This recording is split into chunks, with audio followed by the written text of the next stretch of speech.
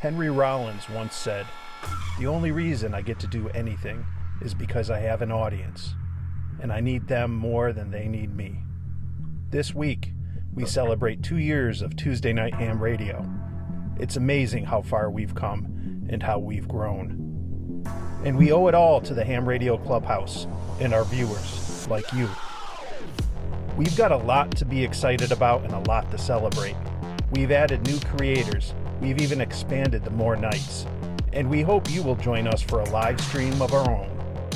Celebrate with us this Friday, March 21st, the official 2-year anniversary of Tuesday Night Ham Radio. We'll do a happy hour live stream starting at 8 p.m. Eastern, and we wouldn't be able to do it without you. But first, we've got another great playlist of premieres, and it all leads up to the Ham Radio Clubhouse live stream. Thanks to all of you. Tuesday night is fun. Tuesday night rocks. Tuesday night is Ham Radio.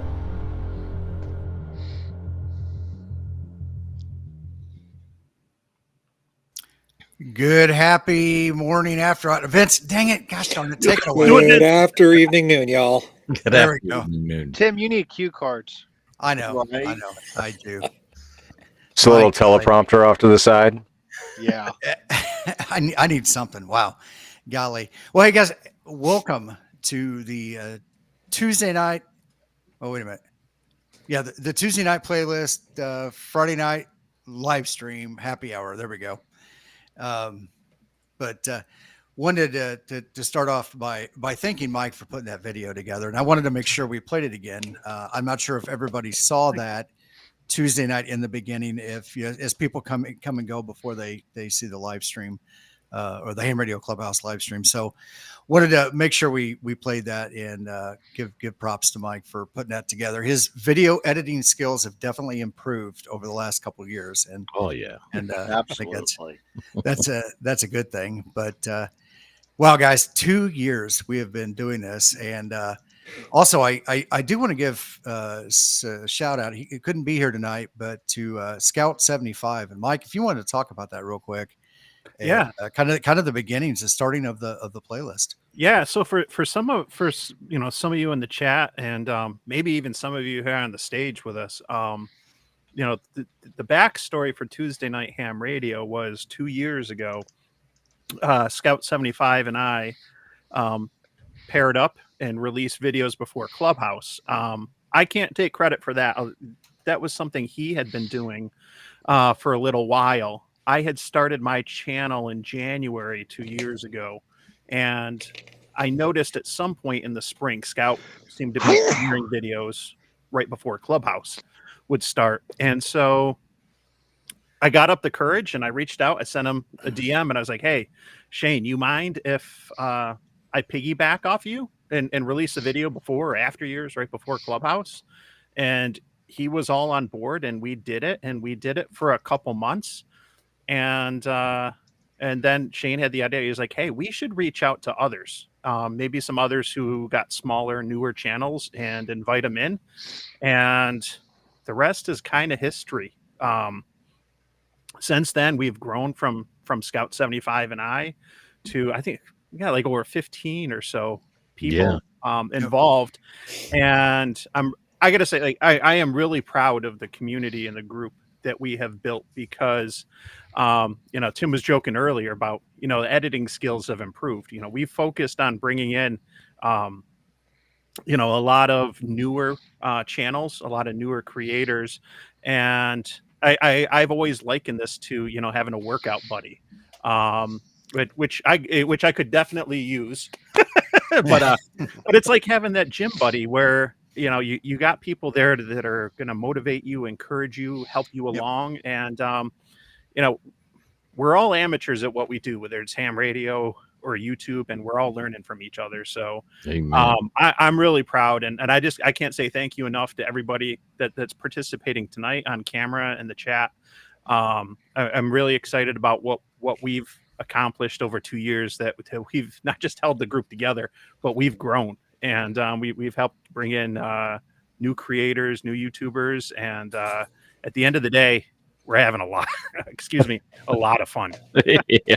I see 18 of us in our coordination group as of right now. Okay. Oh wow, it has grown.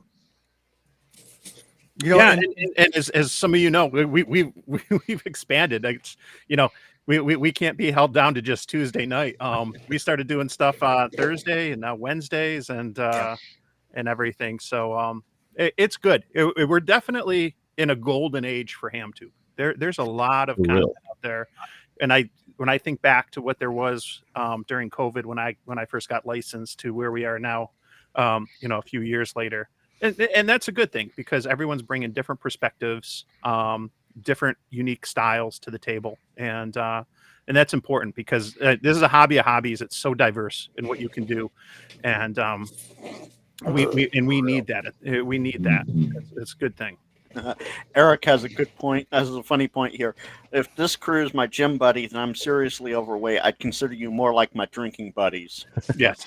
I'll take that. Cheers to that, Eric. Cheers. I got the live free and ham glass too. So you know, and that's you know, that's a very fair point. And Yes. to key off of what Mike was saying, this is a hobby, but it's also I don't know, for you. I enjoy doing YouTube videos. I enjoy the technical side of doing YouTube and also the psychological side. And I was having that conversation with my wife.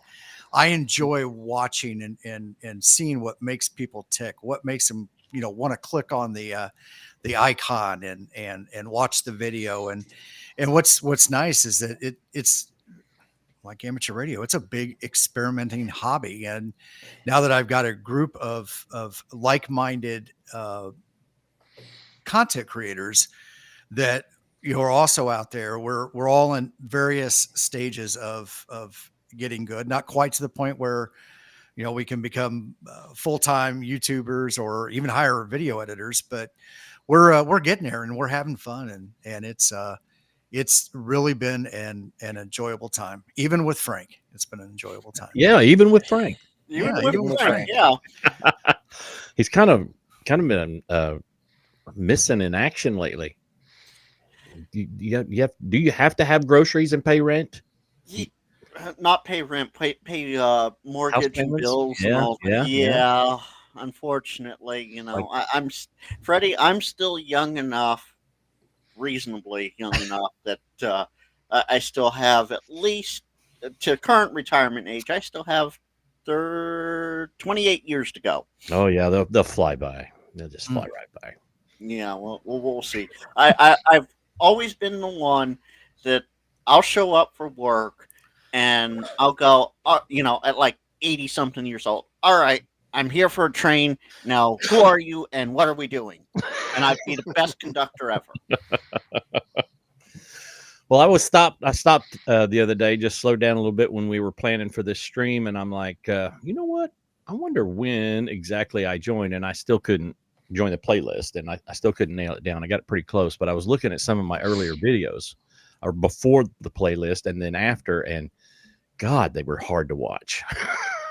They were too long. There was too much gaps. There was bad music, and yeah, and you guys were my sounding board and called me on my bull crap and just like, hey, I want to see some more of this, you know, kind of stuff. And this group has made me better by leaps and bounds, to say the very least. You have music in your videos. I have something to aspire to. I just about knocked it completely out, but I'm working on some stuff that I can still earn monetization money because, you know, I had some earlier videos that were, you know, duty free or not duty free. What am I looking for there? Royalty free. Royalty free. Yes, royalty free. And now all this time later, duty. Yeah, whatever.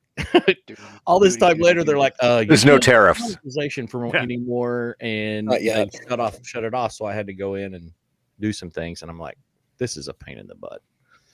So there are services. I subscribe to a service, but it's a flat rate, covers music, covers the templates and stuff like that, assets, video, and photography too. So I can just pay a monthly fee and get access to all that. One thing I do like about HamTube, and all of us, and that's all the streams. One thing that you don't see necessarily with our groups, our circles, is there's good, there's healthy competition, but it's like nobody is like, I'm not going to talk to you. We're competitors, right? There's Yeah. there's none of that. I mean, No. any one of us, we can call any one of, it just, hey, what's going on, and Yeah. what's your thoughts on this, or doing that, and even going up, whether it's talking to Josh or Jason or any of the guys that have been doing TO that have been doing this for much longer, Much longer. they're always willing to help and give us advice and stuff, which is good, because it's really about building the hobby. Real. Totally agree. Speaking of building the hobby, I don't want to miss call sign him. John, where's John? What was his call sign, Vince? You knew his. WV3L. WV3L. Yeah, the guy that gets slapped down by chatbot more times than a John in New York City. There you go. He made a comment last week about setting up a chat redirect in Discord. So behind Freddie, or in front of Freddie Mac's face is a nice. There you go, nice QR code. If anybody's interested, they can join the Discord. And under the Kids Table live stream, there's a Ham Radio Kids Table live stream channel, and you can actually post things there in the chat. And we actually had our first Nightbot victim tonight. Chris Radio and Life got Nightbotted because he responded to my message. That bot is a finicky thing, isn't it? Apparently, it smacked didn't around. like him spamming symbols. So apparently my name has too many symbols in it for Nightbot. Nightbot is killing ham radio. Yes, what I'm saying. So something's interesting. When I set up the Discord, I got a tool to help with some of the administration and everything. And one of them is basically create an AI bot to help out with that. And it asked me, create a backstory. So I came up with a backstory. Actually, I went to another AI to tell it to generate a backstory.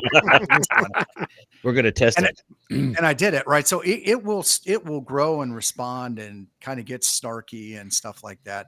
And I kind of wish Nightbot would do that. That would be interesting. That would be fun. Because then I think everybody would be poking Nightbot all throughout the stream just to see how it's going to respond. That's assuming Nightbot doesn't silence everybody. That's true. That's true. It could grow and give itself some abilities and start kicking us out of the stream. Yep. That has the potential to be very entertaining. Actually, we could turn that into something. Research that. How many times can the Grouch get kicked off the stream? What I'm saying, every time he gets kicked off, we take a shot, and you make 5 more What did I miss out on? Shots? Where? What? shots fired. So What we actually need to do is we need to get a special event station set up for Nightbot, where you can work Nightbot with a special call sign like November Bravo 0 Tango, and There you go. We'll set up in the park and maybe let Nightbot work some FT8 or something. And Totally do this. So Whiskey 2 Juliet Lima Delta said from AI to AI, then responded by an AI response. Have you guys seen? There was a short that was floating around where a guy had called 2 AI auto attendants and had the 2 attendants go back and forth. Finally, they figured out they were both AI, and then went into some kind of a digital speak or something. But I thought it was kind of interesting. Yeah, there's opportunities there. There's a video from when AI personal assistants were just beginning, and it was a video of Alexa and Siri talking to each other. Ooh, that that has a potential to be very entertaining, actually.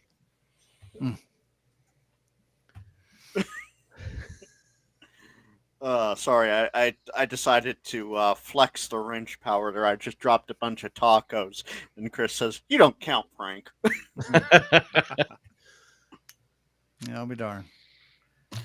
Tolly didn't get onto you either. Well, Well, not no, yet. Chris. In all fairness, Nightbot will get some mods if they do it just right. I've been guilty of that before. And hi, Izzo. Izzo. Hey, Izzo's in the house, I guess. There he is.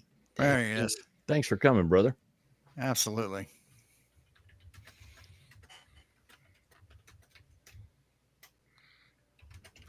So, Yeah, And just like that, we ran out of shit to talk about. Well, I got something since we got Izzo in the chat.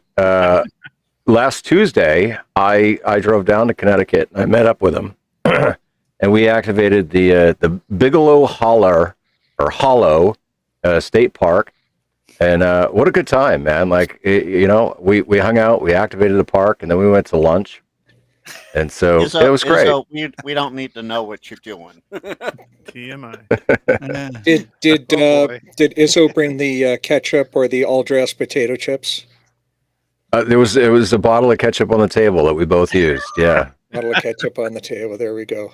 Gotta have that. He was quite touched that I would take the time to send him some Canadian potato chips. I was just pleased I could find somebody on Amazon. Excuse me, somebody on Amazon that would ship to him. And it was worth every cent I paid for them to watch his reaction, especially with the all dressed. I have yet to try an all dressed potato chip. What's that about? Oh, They're gross. God, they're so gross. It is barbecue and salt and vinegar and a few other flavors all rolled into one. Okay. barbecue fish and chips, huh? That's what it sounds Sure. like. Yeah, I've got to try go it. with that. Got to try that. well, Chris. Somebody might need to go out and help Izzo there. Apparently, his legs have fallen asleep at the. Can't get up. Well, Paul has a good point. Just sit there and enjoy the show. That's right. Yeah. And Chris, let's see, where'd it go? The multiple chat thing is a little discombobulating. Yes, well, come over to the Ham Radio Kids table and be in that chat. Problem solved. That way everybody will see everybody. Mhm. That is Hey, one we were of the. Oh, sorry. Yeah, I was gonna say that's one of the downfalls of being able to do the multi-stream, and it'd be nice. And it's not like we're using Restream.io. StreamYard also does this, and they have the same issue. So hopefully they're working on that. So that would be nice to intertie those together. Yeah, See ya, indeed. Izzo. So, Vince, Yes. these look familiar? Dutch Crunch spicy ketchup. Yes, they Yeah. do. All right. I haven't touched them because I'm not a tomato fan, but we were talking about them. So Hey, hold on a second. Whoa. Solo. A solo. Yep. Go ahead. Crunch. What's the texture of said chips? So I went to the store before Mike and I met up on the Labor Day weekend in Niagara Falls, Ontario, and I found some uniquely Canadian treats for him. Smarties, I think a Kit Kat bar, and some chips, some Canadian flavored chips. So it's the least I could do, given he made the longer drive of the two of us. Wait a minute. Smarties and Kit Kats are Canadian? So Smarties are Canadian M&M's chocolates. They are not. What? They are not the rolls of candies that you guys call. That we call. So Smarties is a roll of candies that dissolves in your mouth. You usually see them out at Halloween time, Yeah. right? That's the American Smarties. The Canadian Smarties are little chocolate candies with a candy coating on them, a colored coating on them. Kind of like sixlets. I don't know what that is, but okay. They're Yeah. Like tiny little M&Ms. And a Kit They're like Kat a little bar larger M&Ms, chocolate M&Ms. Yeah. came from Canada. Yeah. So So- I had to Google this to give Paul a good idea here. Tim, share my screen. Yes. Those Yeah. are Oh. Smarties. Yeah. Those are Hold the Halloween Oh. size boxes. Jody was handing those out at Now- Hamvention. He did. Yes. Now, Oh, the that's right. I interesting did get thing, some of those. the interesting thing about those is those are the American Smarties, and you know how I can tell is the red is bright red like Mike's shirt. In Canada, they don't use that same dye color because they don't allow it. Probably because it's cancerous. They just give it to those dumb Americans. The red ones Well- give you cancer. Yeah, who the heck knows? But I'm gonna get Oh, cancer. Jody, from the that's a good Clubhouse idea. shirt. that's a good idea to bring down some Smarties. I'm going to Hamvention this year, so maybe I'll bring some of those down. Heck I'll yeah. have to see if I can find some.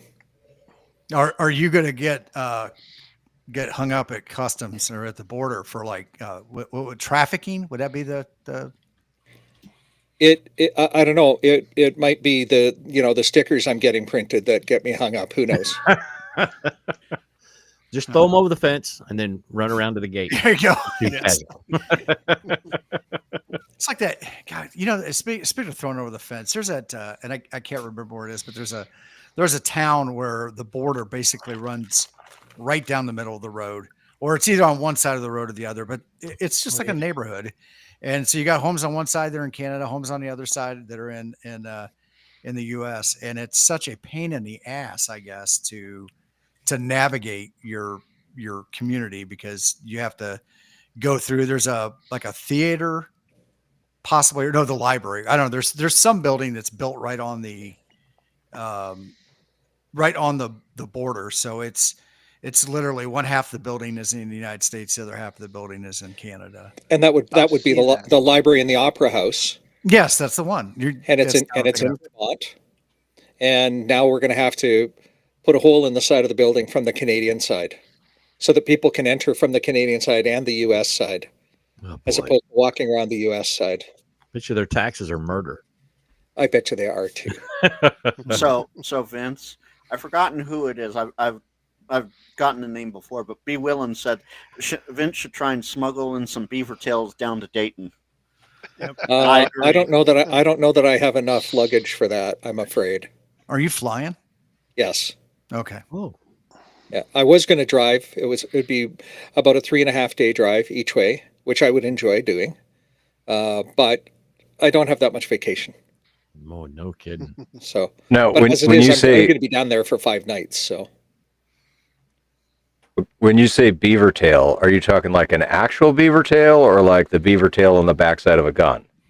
okay, so there are many funny answers that I could say to this, and some of them aren't They're just safe brewing for family streams. But I'm going to let Frank answer this question. We'll use the word peeler as a substitute for you, Vince. No, Vince, I'm familiar with beaver tails, but not that familiar. You're the true Canadian here, so you get to take it. Represent. All right. So I have never had a beaver tail that I'm about to describe. And so, as I understand it, it is a big piece of dough that's big and flat, roughly the shape of a beaver tail, and it's deep fried. And you douse it in sugar, powdered sugar, and maybe some cinnamon. Oh. That's Eat it called hot. fried dough. Yeah. Sure. I think we Fry call them elephant ears. Fry bread, elephant ears, Yeah. up in these parts, bannock, Indian fry bread is what You're it's getting locally close known to as. Indian tacos for Oklahoma. Oh, There's totally. no sugar on them, but there's total taco meat and lettuce and Yeah. cilantro and what have you. No, they call that a chalupa at Taco Bell. Well, there's brown beans in there. Drop the chalupa. Drop the chalupa. I remember that commercial. Freddie does too. Oh, I forgot about that. Yeah, too much of my life watching the commercials and missing the shows. So All right, so who else is going to Hamvention? I'm going. Oh yeah, I'm going. Frank's not going. I'll be Oh there. man, I Got tell you what. three guys in the middle row not saying anything. I'm not going. I wish I could. I'll be there. Paul, All right. you going? Well, so I was supposed to be in Florida, but things have changed. So, in theory, if I had a place to park the RV, I could go. Mhm. But I mean, it's kind of late now to like figure that out. I feel like I'm just not going to be able to find a place. Like what kind of a place? A place for your RV? Like a state park. Yeah. Oh, Yeah, state okay. park or something nearby. Lake Cowan State Park, south of Dayton, about 40 minutes. I was going to stay there last year, but I was fortunate enough to get really lucky, and somebody wasn't going to make it, and I actually got to park my little travel trailer on site. That'll never happen for another 3 years probably. Yeah. But I actually had booked that place. Lou from Hiking and Hammond, he camped there. Him and Pink tent camped there, but I had an RV spot, and I was able to get it late. I wasn't sure I was going to get a spot at all anywhere but it was like 45 minutes away. It's just south, but 45 Auto says he'd be going, but he just bought a dozen eggs. Oh. Right. Dude, he ain't kidding. I bought a dozen eggs 2 days ago for almost $8, and it just about killed me. Yeah, Well, that's not bad. I mean, that's kind of down actually. That's $8 US too. Exactly. I mean, that's like about 14 Canadian. That's over a buck an egg. That's brutal. We're here in town, and we have 2 hens that lay eggs, and those little they're girls working are OT. going on strike half the time because it's one day we get 1 egg, another day we won't get any eggs, and the third day we get 2 eggs. I'm like, come on now, you got to work on this. Freddie, I was gonna ask you, how does it feel not being ripped off that badly? For eggs? Yeah. $8 for a dozen is like a sale. Well, I thought it was dude, $2. around here, normally it's like $2 and some change. Yeah, okay, fair enough. I haven't seen $2 and change for a dozen eggs in years, but we're currently sitting at $13.99 for a dozen. God in heaven. But you have to remember where I live too. So yeah, California is like Jesus. taxes the heck out of everyone. They kill you. Right. Like New Jersey. I got kinfolk out there, and I pray for them every day. Just come on. I can't wait to leave. Oh man. Prepam Paul said he spent $8.50 today on his eggs. Oh no. As long as the price of egg insulators for the end of wires don't go up, we'll be okay, right? Right. Exactly. Exactly. So I don't understand the egg thing because Somebody said they're almost up in New York City. They're almost up to California prices. Well, they found a way to upcharge them for some stupid reason. I'm assuming price of fuel. I don't know. But so They're I mean, probably that going to makes pay sense. extra to bring them into New York City, just New to York, drive into Massachusetts, California.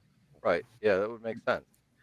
New York and California have almost always been on par as far as prices go, and it's been absolutely ridiculous. Yeah. And Eric, don't even get me. I see you there in the chat. Don't even get me started on Hawaii prices. We already know it's tenfold more expensive because you got to ship it over. We already know that. What? It's not like they don't have stupid frickin' chickens on that one island, though. Don't those things lay eggs? I heard they got chickens over in that island. There's one island. What is it? My friend was there, and he comes back with a shirt. Stupid frickin' chickens, because the chickens are wild everywhere. Like, don't you get eggs from wild chickens? I don't know. I'm a city kid. I don't know why you wouldn't. I'm sorry. There's such a thing as a wild chicken? Oh yeah. As opposed to that's kept in a coop. Wild chicken. No. Tim, I upset Mark. What's you do? Let's highlight that one. He tagged me and said, maybe you can find other things that come out the south end of a northern pointing animal to eat, Frank. Yeah. Well. Mark, I love California for the nature and the beauty. The prices of everything, on the other hand, forget it. Let me get out of here, please. Yeah. Don't tick off Mr. Boondock Echo. Oh, no, Mark and I are cool. Did somebody say Boondock Echo? Boondock Echo? Echo. Well, no. It's the new Boondock now. It's not Boondock Echo. It's Boondock. Boondock. Mm-hmm. Boondock. Frank, how much is the gas out there? It's expensive. I filled up for $5 something a gallon the other day. Jesus. It's $2.45 here, I think. Yeah, don't even. And I still dream of 79 cents a gallon from all those. $2.99 here in Delaware for the regular, and I know Pennsylvania is like 40 cents more because they raised the state tax on it a few years ago. I don't know what Jersey is though. My average spread is, just doing math on stream real quick. I'm paying about $4.58 a gallon per trip. Yeah. Oh wow. So yeah. And you got to also remember gas stations along highways and at the ramps and in like In cities. small they're gonna, towns. in some small towns, they're going to be more pricier than like in your local neighborhood, depending on where you live. Yeah. That's true. So Paul, because you did this on a paired channel, I can't. Well, only Tim can bring it up. But what is the logo, Frank? You holding out on another channel? No, Paul, I'm not. That is my new logo that my graphics designer made. Hold on. There you go. Yeah, that's better. It's covering your face now. Yeah. I did that on purpose. Perfect. You just went up by Perfect. 30 subs, man. Gosh, Right? yeah. the viewer From count now shot on, up. that's how I stream. No.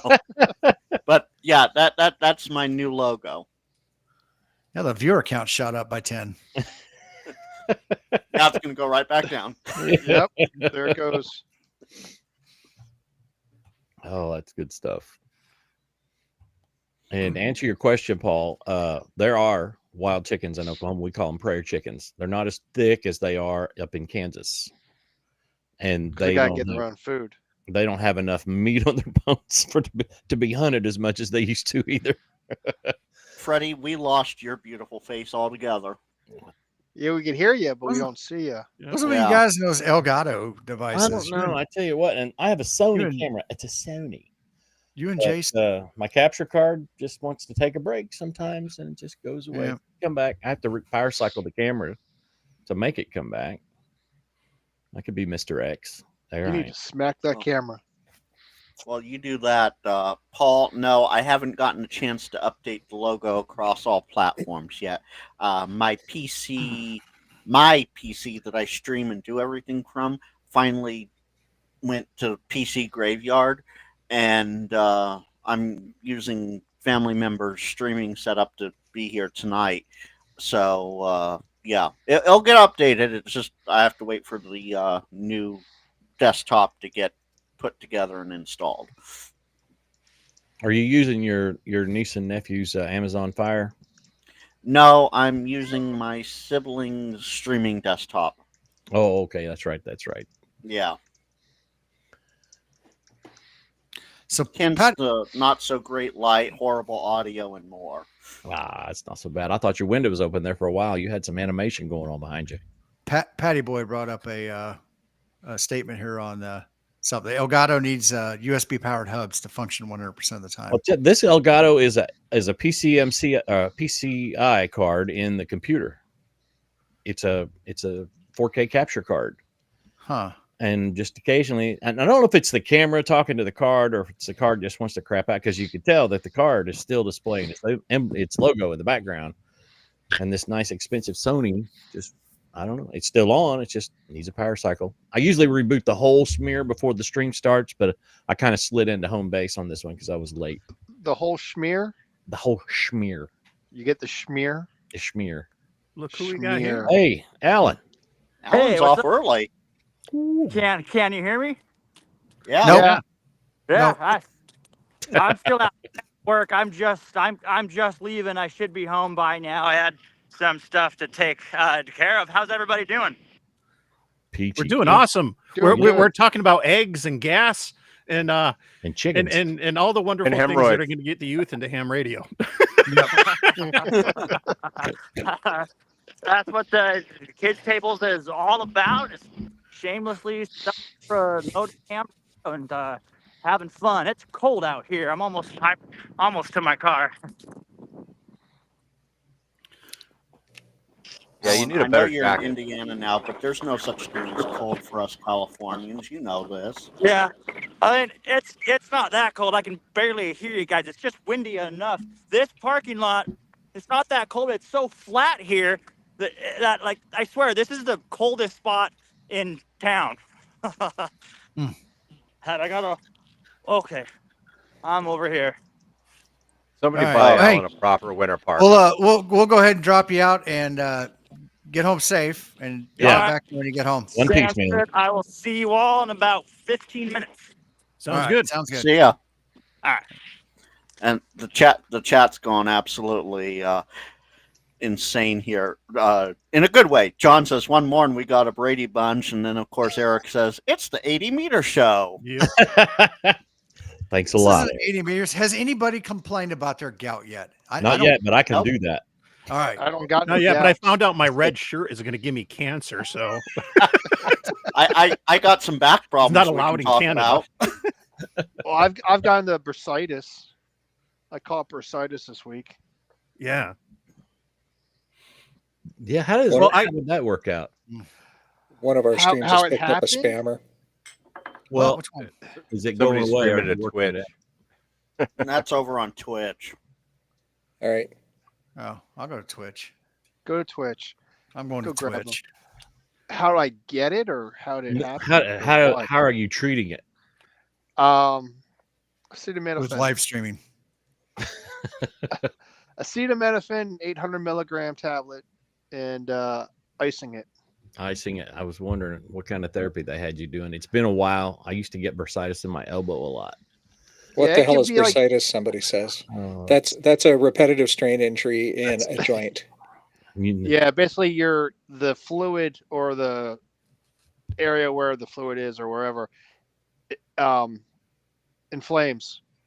So Yep. the joint, your joint, wherever it is, your knee, your elbow, your shoulder, it gets really, really warm, and it's like I described it as someone sticking a screwdriver through my kneecap. Yeah, there's a lot of 'Cause it pain was- involved. It's an internal. You're not gonna feel it on the outside. It's like an internal in the joint, and you feel it, and you're like, it's painful as all heck. Probably not as painful as a kidney stone, but that could vary depending on size and everything. But Take two live streams and call in the morning. Yes, Yeah, ladies and gentlemen, just exactly, like that. Welcome to 75 meters. yeah, Please tip your waitresses. Yes. Well, I got a question. I'd be curious. Drew. 'Cause I don't think I've heard anyone here chime in, and I don't know how much this would impact Vince. But I'm curious kind of what people's reactions are to the FCC's delete, and maybe the ARL's response, and if they have issues that they're concerned about, or if anyone here is thinking Okay. about commenting. And I'm going to start. Yes. I'm going to start. Yeah, So please do. I've been a member of the league for a long time. Of course, I've had my call in the States for over 10 years, and I am heavily disappointed that the league took 8 days yeah, to issue a statement to say we're working on it. Yep. Hell, you could have done that on the first friggin' day. yeah, I am mad. very important to us. Yeah. yeah. I think Well, they should have total said something stall. on the first day, or Yeah. the day after at least. But I think a lot of people are just losing their minds over it, saying like, "Oh, they're going to like take away licensing. They should take away licensing. We should just do it for free. We should just like." It's like, you guys, the sky's not freaking falling. Calm down. Just be patient, relax, wait to see what actually happens, what they're going to talk about. They said such a broad statement to begin with the whole thing, and everyone's like guessing. Yep. It's like guessing at what that's- the next 3 iPhones are going to be. It's like, why speculate? You're going to be completely Well, wrong. If in the world of move fast and break things, Mhm. you try to seek a little bit of input from people and get ideas. And Yeah. so the comments will say what the ideas are that are going to cause the most amount of pain. And if that's their game, well, then they've got a game plan. I've seen these kind of moves happen before. In an off-roading community, please show us the trails you use a lot so that we can protect them. 1 year later, they're all closed. So it's a weird. it's way up there, right? Anyway, just like I'm fit to be tied mad that the league took that long, and I am really, frankly, worried that it could turn into a dumpster fire for all of you guys. And I'm your neighbor, So it's going to bleed over onto my side because there's no firewall at the 49th parallel that prevents RF from coming across, Exactly. despite any attempts to build a wall. And I say that with a bit of a smile on my face. So, I just hope all that crap doesn't happen. So And I both feel for you. Paul and Jody have good points here. Prep Him Paul says ARRL has been too busy figuring out their next increase in membership costs. Yeah. And All right. Jody said, funny, Vince is the first to weigh in on the FCC issue. He'll be the most vocal foreigner requesting changes. Yep. And so my question to everybody watching this stream tonight and everybody on the stream, have you submitted your comments yet? Absolutely. I don't need an answer to that. But it's incumbent upon us to do that. So- Anyway, thank you for letting me get on my soapbox. I'll apologize now being a Canadian and turn it over to somebody else. So I guess the question is what they've really, it just says delete, right? So they really haven't asked for a comment on anything specific, have they? Not yet. See, They that's want the to. Oh, problem. it's coming. And you got to remember that the FCC handles more than amateur radio. So, like I said, there's just speculation, and I hate speculation. I've always hated it. I've made fun of people speculating stuff, and I think people need to just relax, calm down, and look more into what actually might happen. Well, not what might happen, but how do I say it? Not freak out about just saying that anything's going to happen, that everything's going to happen. Oh, we're going to lose our licenses. Oh, we're going to take away and sell our frequencies. I mean, you're just pulling that out of your rear ends, people. So I'm going to say this. A lot of people, I think, thinks the FCC's world revolves around us, and it doesn't. We are just a small fish in a big pond. Yep. And it's really it's about broadcast frequencies. It's about large bands of spectrum for cellular communications and stuff like that. There is a lot of regulation in there because they just make up rules all the flipping time to justify their existence. Amateur radio, and I said this the other night on the kids' table, amateur radio is probably mostly deregulated. They truly give us a framework to operate in and go do it. We are the least regulated of all the services, except for maybe CB, of them. We don't have a channelized service. Here's a band of frequencies. Here's some modes that you can operate in. Go have fun, right? Here are some guidelines that you have to stay within. And going back to like the mission of the kids table, we're an experimenter's hobby, right? So we have a lot of people that have come into the hobby that are users. They're and I don't want to say that in a bad way, but they're an appliance operator. And so it's a prepackaged built radio for them, ready to go. They plug in an antenna, put on power, pick up the microphone, and they go. And they're doing the activity, but they don't understand the engineering behind it. The hobby is built around the engineering primarily. And I think from that standpoint, like I said, we're not very regulated. At best, you have to study. And I'm sorry, I don't want to hear the complaining. You have to sit your ass down and memorize some tests or questions and go take a 35 question exam. Do the You're work. not going to know anything about radio when you're done with that.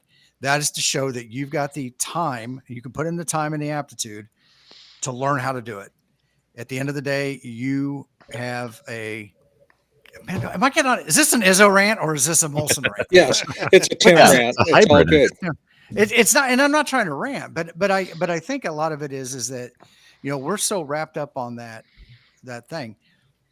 What could they deregulate in amateur radio that is actually going to be beneficial to us? I mean, because you have to have the guardrails and the whole history of our license to begin with was because they had to put guardrails around experimenters interfering with commercial and military traffic in the early 1900s. Yeah. That's the whole history of our license. They pushed us off into some bands. We use them now, but they pushed us into an area so we wouldn't interfere with those guys. And that's our HF space right now. Well, I think Mike has something important. This is. I want to touch on this. This is a little bit separate from the delete, but this underscores Vince's point earlier about the delay in action from the league. And it's something that, unless you are really in tune with some of the things, and I've been following some of this stuff because of what's going on with 900 megahertz. But the FCC, the new head of the FCC, put on the FCC's blog post about needing to explore alternatives to GPS PNT. Now, this is what the NextNav petition is all about, to carve up the 900 megahertz spectrum. What NextNav, the company that asked for a portion of the 33 centimeter band, is trying to do is PNT, and which is position, navigation, and timing. And so, my concern overall has always been, and that's why I always say leave no band behind, because if you don't use it, you're going to lose it. Yep.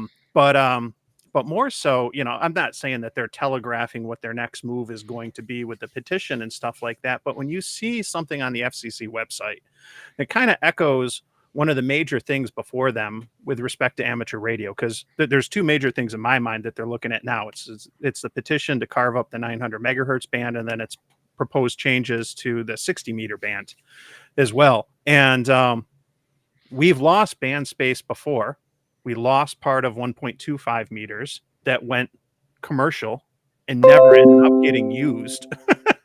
So we lost almost like half of the 1.25 meter band and whatnot. So, the fact that there hasn't been really much of anything from there, and it kind of goes back to, I always, quick to point out on live streams and chats that, I'm not an engineer, I'm not an IT, I'm a lobbyist. But when I see like that kind of in action, where they're not quick to respond or at least inform their membership body about what's going on and some stuff like that, to me that's a little bit concerning. And there's not a lot that's on the website that's available about some of the things that they're doing with respect to their advocacy efforts. I know that they did submit comments and stuff when NextNav had the petition for 900 megahertz and stuff, but it's certainly, I've seen a lot of the comments out there about, is the league using money, effectively enough or not? And that's one issue. And I kind of look at things a little bit different with what my job is when it comes to lobbying and government relations. And I'm like, oh man, why isn't some of these things being talked about sooner? Whether it's the delete or the move towards wanting to make PNT a priority. So, because these are all things that impact our hobby. So I will get off my soapbox right now, but I did want to push that. I want to touch on that Mike talked about here. I still had headphones on while I was away picking up packages. 900, it's going to get taken away, unfortunately. That's the nails in the coffin. It's done. I don't foresee it not happening. I only know this because on the railroad, we use 900 for telemetry data and whatnot. And we just recently had to revamp all of that and get it all up to FCC specs. It took us 6 or 7 years to get it all done. And we just got it all done. And they're trying to move everything around on 900. As far as the 220 goes, yes, some of it went to UPS, but a lot of it went to the railroads because we use it for remote control of locomotives inside yards. So I'm on the fence about 220. I love it as a ham, but then as a railroader, I love having the ability to remote control a locomotive when I need to. Yep.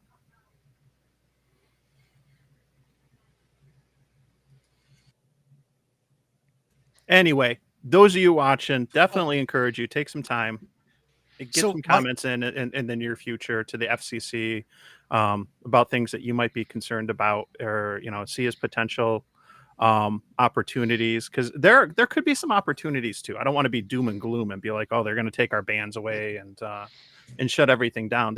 There's opportunities to maybe say, hey, allow people to operate voice in any part of the band. not just the top half, or maybe get rid of the fees for, or get rid of the license for GMRS, or there's a whole host of opportunities potentially to explore. So it's not necessarily a bad thing. Or open up 60 meters a little bit more, so I it's know. easier for people to get on there. So why is that? Does anybody know why we only have 5 channels on 60? And that is the only channelized portion of our entire spectrum. Yeah, It's that 60 band. meters. My understanding is that band is commonly used by government and military and whatnot. I'm not sure exactly why it's channelized. What they're looking to do is give us a slice of spectrum. It's still small, but it would encompass I think 2 or 3 of the channels that we have. However, the concern is that they would want that slice of the spectrum to be lower power potentially. And it's not 10 watts. I feel like it's like 7 or 8 watts or something that would be allowed there, but you'd be able to spin the dial. You know, it wouldn't be channelized. But how it ended up the way it was is I'm not sure, because we don't overlap with 60 meters with a lot of other countries. There's some overlap with 1 or 2 of the channels, I think. But I'm not sure how it ended up where it did. So Now, The Jody issue is has a good 60. question here that I don't know who would be the right person. He asked who at the ARRL would be a suitable person to ask for the ARRL side of the story on the perceived delay of getting the announcement out. I would say put it to anybody that's in the higher ups. I'd start Yeah. at the top myself. yeah. Yeah, I'd see who at least I saw the article, but I don't remember any names being associated with it. So right now, Going back to everybody, them, if possible. everybody go to X, go to your social media, tag at ARRL and ask them, why did it take you guys so long to respond? 8 days. Gee whiz. Mm-hmm. I mean, God 8. created everything in 7. Actually, 6 Yes. took a day off. So come on, ARRL. And how many videos were made about that initial announcement, and how much Mhm. speculative comments and theories that have been pulled out of thin air have Yeah. been Too many. created from it. Again, it's Mhm. it's going back to the speculation. It's like I've always hated it, even with technology. It started with technology when people were trying to guess what the next big thing was. Oh yes, next time they're coming out with a freaking iPhone Nano. So I started Mhm. trolling people, photoshopping an iPhone right next to a quarter the same size. I'm like, there's your Nano iPhone, dumbasses. Right? It's the speculation that gets me, where they come up with wild theories that will happen when this thing might go through. And I'm like, you really should stop stressing yourself out and other people and just wait till there's an official announcement. Did everybody get Jeff's grocery list when he had it up on a screen? Oh, I want to see that list. But there's a lot Eggs. of tacos on there. 3 pints Eggs. of Ben and Jerry's. Actually, it's easier for me to use a pen and paper. My list is on the refrigerator downstairs. So Whatever So works. Eric has it right. ARRL is slow with everything. Eric, why aren't you here in the studio? Come on in. You know where the link is. yeah, that's true. They well, I think the he's thing with camera the, well, someone mentioned it. Chris mentioned it in the main chat that look how long they took to respond to the hack thing last year. But Oh, that yeah. I kind of Yeah. kind of understand why it Yeah. took a little bit longer due A lot to of the damage control. sensitivity of the investigation of what might have been leaked out, not leaked out, but hacked or captured. That's And they that's- need to clarify exactly what happened. They just can't say, give you a story saying, oh, we're sorry, but all your questions we have no answers for yet. So what they do is, what companies do is they do their investigation, and when they collect all the information and get all of the evidence and what they know about what happened, all the facts, then they could say, this is what happened. But yes, I think they did still take a little bit too long to provide really a lot of information that they could have provided probably at least a week or two after the event. And Nate, welcome to the world of misinformation machine, where everything posted on the internet is taken as truth. Yeah, that's true. Take everything with a grain of salt, of course. But as one of my favorite YouTubers that's not ham related likes to say, and Jody's gonna love this one: do your research. Oh yeah. Who's that? Charlotte Dobray. Mm. Tim, I'll send the group a link later. Okay. But she's absolutely fantastic. She's Canadian. So Snowcone says he's not going to renew his membership, and I'll tell you what, I am on the fence about it. I do 100% support Steve Goodgame and what he does. Well, sure. I think that is the by far the best, and he's got a fund set up where if you donate to it, it is earmarked specifically for his things. So that's something to think about if that's something you're interested in. Well, Tim, I'll do you one better. You can take me for example. I've donated to the Teachers Institute. Never in my life of 24 some odd years of being a ham, never have I been an ARRL member. You don't have to be a member to donate. No, you don't have to be. That's correct. Very true. Yeah, I'm renewed for till January or something. I'll still continue on, but it's important to speak up. If there's things that you're frustrated, unhappy about, or are meaningful and priorities for you, and I value what I see value in government relations and the advocacy work that they do to try to protect the spectrum and try to advocate for hams. But as of late, I'm not thrilled with that what they've actually been doing or not doing. So, yeah, I'll leave it at that. So Jody has it. You got it, Frank. Statements not backed by research carry as much weight as a green bean fart. Even if your research supports facts that disagree with mine, at least you have a peg to stand on. Exactly. Yep. Now Jody Elgato got you again, Freddie.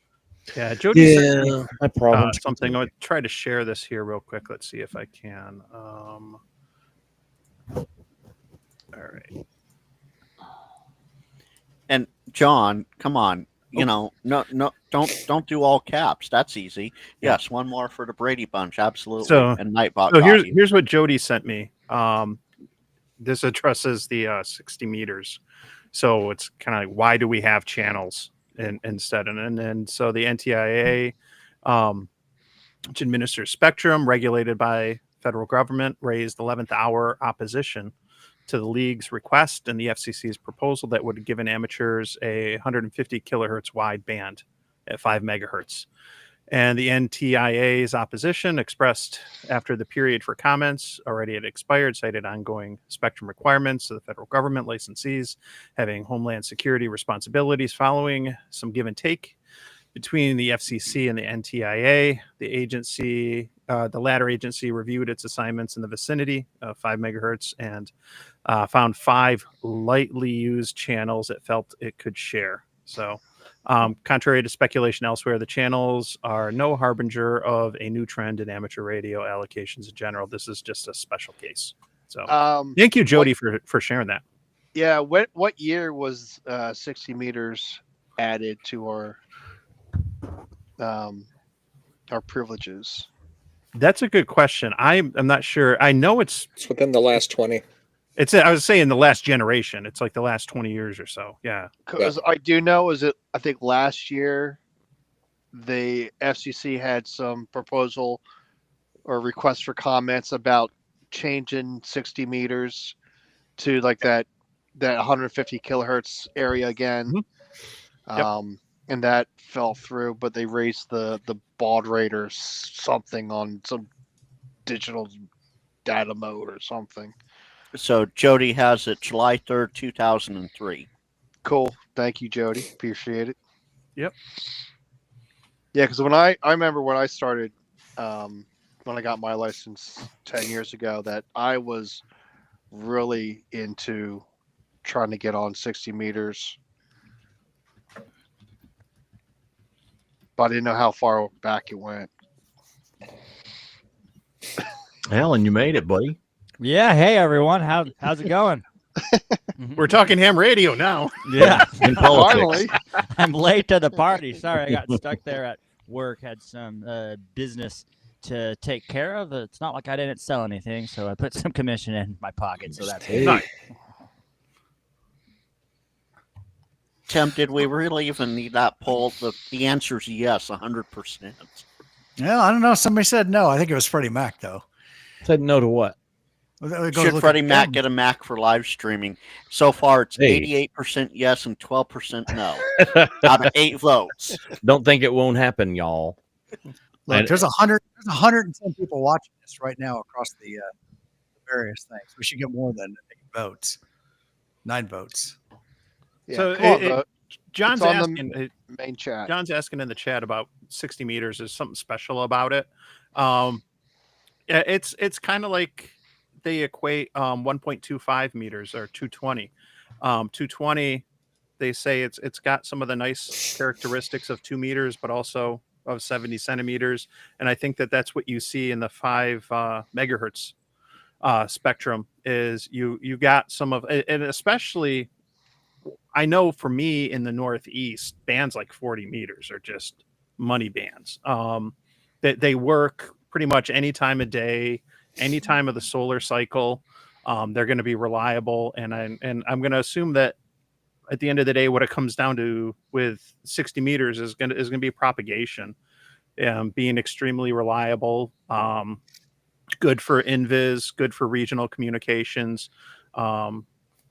Extremely reliable during different parts of the solar cycle, different times of the day, and whatnot. So that's my guess. So- I've done a little bit on 60. I haven't done as much as I should probably, but I've had good luck, and it's like a sandwich between the two. It's very similar to both 60 or 40 and 80. Totally. So allegedly, right? Allegedly. Somebody in this group might be involved in the military auxiliary radio service, where 40 and 60 are very, very, very commonly used for that entity, and so it's got to do with propagation, and it's got to do with where you're trying to communicate with, right? And so basically from 4 to 6 megahertz, you've got fantastic propagation locally, and about 200 to 300 mile radius, right? And so it's very effective in that manner. So, but now, well, okay, yeah, never mind. Has anybody actually used voice on 60, or is it just FTA? Oh yeah, All the time. yeah. Okay. FT8. All the time. I've always had a problem trying to get FT8 to work on 60 meters, and I was on 60 meters before FT8 came around. Before, oh god, Joe Taylor created that mode for JT65. Well, yeah, I did JT65, JT9 or whatever it was, but FT8 didn't come out till like after I was licensed, and it's a few years after. So I was getting on 60 meters just voice. I've done some FT8 on it. I've done voice. And I think I mentioned this before, Paul, when we were on one of the live streams and Cody came on. My first 60 meter contact was a park to park with Cody, who you know. And I was out for a late shift, so I had an 80 meter end-fed half wave up. And it was the first time I used emergency mode on the 7300 because I saw somebody spotted in a park on 60 meters. I'm like, oh, I gotta try to see if I can work him. So I put the tuner in emergency mode. It tuned up the 80 meter end fed on 60 meters. and got the park to park. And then come to find out after I think Cody said he had his wire just on the ground. Like the antenna was not even in the air. He's outside of Fort Drummond, New York. And I'm down, in Western New York. We're not far. It's totally, regional invis propagation, but he literally just had his antenna on the ground. And we made it work. Very proud of that antenna, by the Yes. way. I would be. Yeah, it's just a big, huge loop on the ground. That's awesome. Oh, that's interesting. Speaking of oddball contacts, today I was out at the park, and I have been for the last year have been chasing Hawaii. I've worked Hawaii from home on FT8 and stuff like that, and digital. It's never been but from here in Central Indiana, Hawaii is it's a rarity. It's exotic here in Central Indiana, and every day there's one or two guys that are activating parks there in Hawaii. And so every guy I get it on my ham alert. I come, I fire up the radio, and I just hoping that I'll get something. Well, today I'm actually in a park with the 891, with the ATOS on the Bronco. I'm on 10 meters already because I'm just playing around, making a couple contacts. It pops up, and I'm like, you know what? Let's just go check it. Let's just go. I could hear him. And I go, oh, I got excited. I fine-tuned that SWR in there, and I threw out my call a couple times, and then he came back to me, he heard me. I'm like, heck yes. Nice. So yeah. So I finally got, so that I'd gotten worked all states for POTA as a hunter, but then, they give you a DC as a wild card. So that has been my what's that word I'm looking for? The thing I've been chasing after. It's that thing I've been chasing after for a while. Yeah, I'm the same way. Now, if he just confirms. Yeah, I think the DC wild card is kind of lame. I'll take it. They gave it to me, so whatever. But every time someone has contacted me from Hawaii, it's always been just a hunter. Not that I love getting those contacts, because I'm like, cool, I got Hawaii. Someone from Hawaii heard me, and I was able to hear them. That's awesome.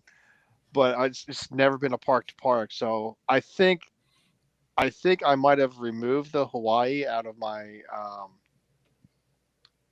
ham alert. Yeah. Forgot the name for a second. But I gotta check it after this and see if it's still in there. It should be, but I can't recall seeing anyone from Hawaii activating a park recently. So I really should probably make sure that's in there, because I really want to get Hawaii and get actually all 50 states without DC. Then I'll be happy. But yeah. So, Tim, I want to address something in the chat, and it's been a minute or two. I've just been letting things go as I've been doing stuff in the background. Oh boy, is this going to be a Frank rant? It might be. All right, Matt, I am Matt on the dump. and Eric. Mac is wonderful. As Vince said, you can upgrade stuff. What I do when I get a brand new Mac, every time I get one, last one I got was 2011. Every time I get it, I get everything up to the top end specs that you can possibly get default from Apple. You then go in and you remove the parts that you don't want and put in the new parts that you do want. It is highly customizable, and for a lot of things, it is 10 times better than Windblows. For example, live streaming, photo editing, video editing, worksheet, Microsoft Excel, whatever, that sort of stuff, as well as other office things. Mac is 100 times better than Windows. Prime example, I'm not on my streaming computer. My streaming computer, which was a Windows machine, finally kicked the bucket and went to PC hell, PC heaven, whatever. And it's because the P1 power adapter went bad. My Mac, it's been running since 2011 nonstop. It finally, after some smoke and water damage from a house fire years ago, it finally is on its last legs. Nearly 15 years later. No. will last Mac a long is time. Mac is 10 times better. And I work with Linux, I work with Windows, I work with Mac. I will take a Mac any damn day of the week, no problem. So don't tell me you can't upgrade it, because you can upgrade stuff, no problem. You can customize it, no problem. And Windows just doesn't do it for photographers. Jody, you're in the chat. Photographers and videographers, 99% of what they use are Macs. All right. Simple as that. So up in that new poll up in the chat there, Team Mac, Yeah. Team Windows, or Team Linux? I'd like to see a lot of responses to that to see where people are at. I'll Team agree Mac. with Frank on that. I've had a Mac, and the only reason why I would get a new one, which I already done before, and I'm about to do it again, is because I could no longer upgrade the operating system. And in this situation, I can't upload or upgrade the operating system, and I cannot update my video tools, Final Cut Pro. I'm getting along without the new features with the new version of both, and that's fine. But you can't stay in the past, use the same computer forever. You have to update it sometime. And absolutely. And I had the money to do so. So why not? I Chris want says newer he's not stuff. voting. He says Then he's not fine, voting. don't vote. He's team all in. I mean, a You should computer's have provided computer, that too. and they're great. I mean, Windows and Linux and Macs, they're all great computers in various degrees. And I think it really depends on chipsets and all that stuff. But they're good for people that need them. If I want to buy a Mac and you want to buy a Windows, have fun. You just don't need to make fun of me for spending more money and my computer lasting longer than yours. I've always had a philosophy: buy once, cry once. Yep. Why am I go buy like a $5? Nothing against Bofang, but why am I go buy a $5 radio that's going to break after freaking 1 year of use for year after year after year, when I can buy like a $100 radio that will last me 10, 15 years?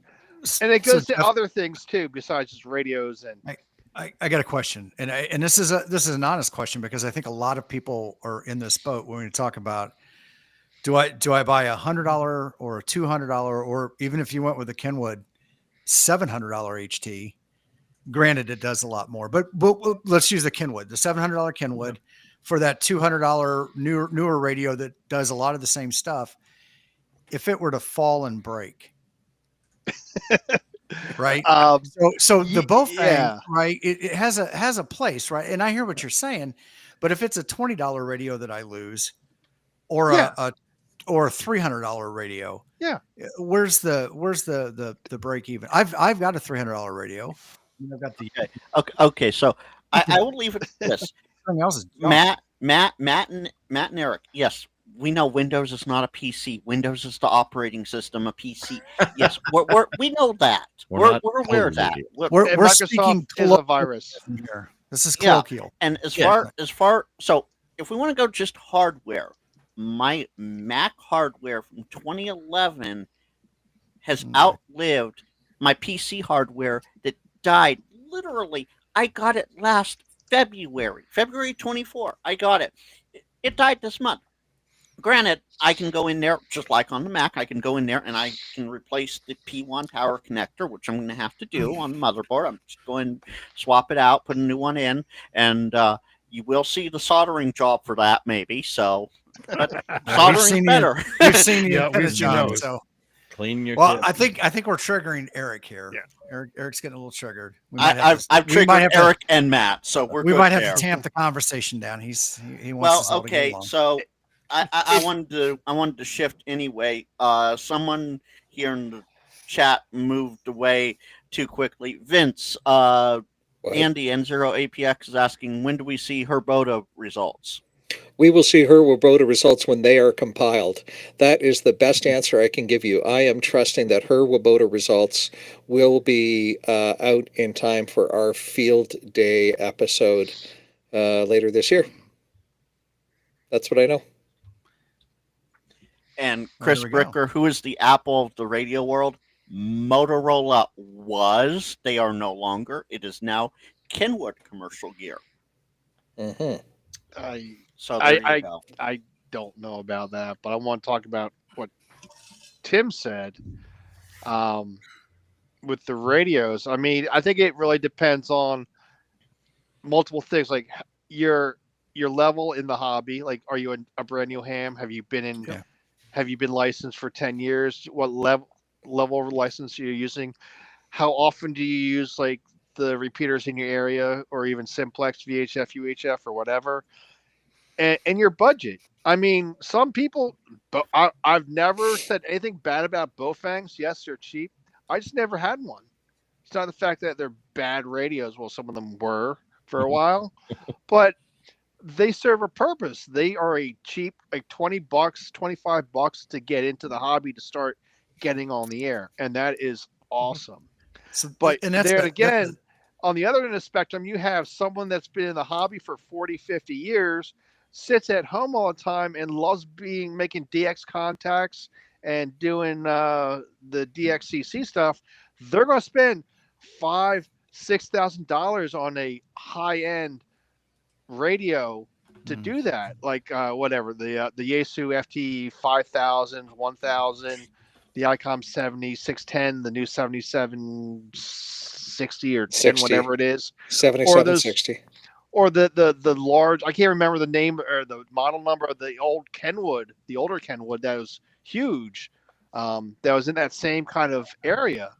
I mean, if you have $5,000 to $10,000, whatever those radios were, to spend, that's awesome. And if that's what you want to do, and that's going to make you happy, that's awesome. It's like the same thing I said about POTA. Do it any way you want to, and whatever makes you happy. And if you want to get a $5 radio or a $20 radio, I mean, that's awesome. If that makes you happy and it gets you on the air and get you excited about it, maybe when a few years later, you get a good job and you make more money, you could buy like $100, $150, $200 radio at the next level.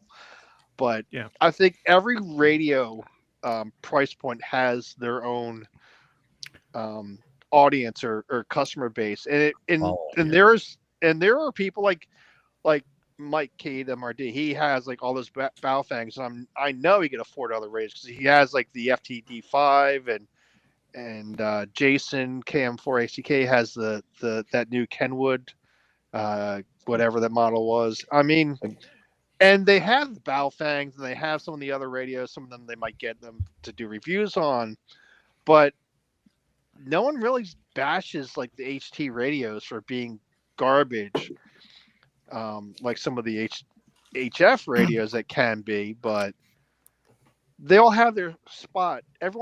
Each radio has their own customer base, and they tend to have their own fans. So let's take a moment here to recognize Tortoise Overland, who just gifted 5 memberships on one of the streams. Thank you so much for that. Oh, thank you for that. Awesome. It was awesome. So, Eric, since you're on one of the other channels, I can't just type back to you easily since it's coming through a paired channel. Kenwood is the vaporware of the ham world. It might be, but that's because the Kenwood, ICOM, and Yaesu also all have commercial sides of their industries. And Kenwood has been rocking, and I mean absolutely rocking, the commercial side right now. So that's why they've been vaporware for ham radio. That they have been too busy on the commercial. I will give the same answers here that I do to people who come into the candy store when they say, "What the hell happened to Kenwood?" So what the heck happened to Kenwood was the chip fire that happened during pandemic that sidelined many Corvettes and Camaros and Peterbilts. It also sidelined the ability for Kenwood to produce their chips at their die factory. Kenwood, being the smart company that they are, and any of these companies, let's remember that amateur is a sideline for them. Their bread and butter is doing commercial. Yep. Flex Radio, ICOM, Standard Horizon, Yaesu, Motorola, right? Kenwood, all these guys, their main bread and butter is commercial. So what does Kenwood do during a chip fire? They can't manufacture radios, so they focus on their core business to keep their revenue going. And they have a team of people that are now focused on delivering high-end only products to the amateur marketplace, and that will be their focus going forward. I think we can all agree that Yaesu has an approach where they put radios out at different levels in different formats. 3 or 4 HF radios, 4 or 5 mobile radios, bunch of handhelds, etc. ICOM's got a smaller offering, but still broad in that way. But Kenwood's just got that top end offering, and that's the economical reason why. So you're saying Kenwood is the Corvette of ham radio? I'm not, but what they want to target, Mike, and what I've been told from Kenwood execs on both sides of the border, I should say, is that they do want to target just that top end only, as opposed to having a full line like they used to do. Kenwood has not left the marketplace. Not at all. Yeah, I just wanted to jump in real quick to kind of circle back to the whole price point thing. At the end of the day, I'll always say it's good to have options and competition. Sure. Yes. We want to have new radios. We want to have new manufacturers. We want to have options. My first HF radio was a G90, and I went that route instead of an 891 because of price. And I knew that I needed to buy other things. I needed to buy antennas, coax, and I figured what I saved, I could invest in what really matters, the antenna system, stuff like that.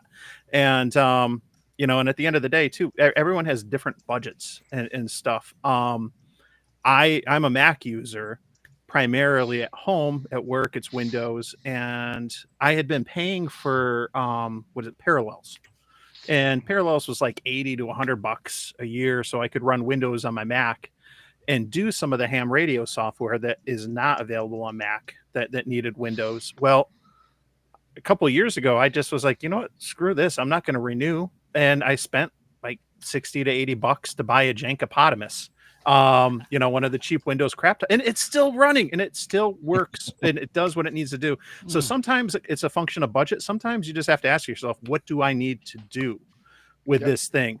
And if you want to compare the Kenwood, the D75 to the VG or the new B-Tech and whatnot, it's great that we have a budget radio under $200 that's going to have a lot of the features that the VG and the B-Tech have when it comes to being able to pair and connect with smartphones, to do APRS, to have that open TNC and everything.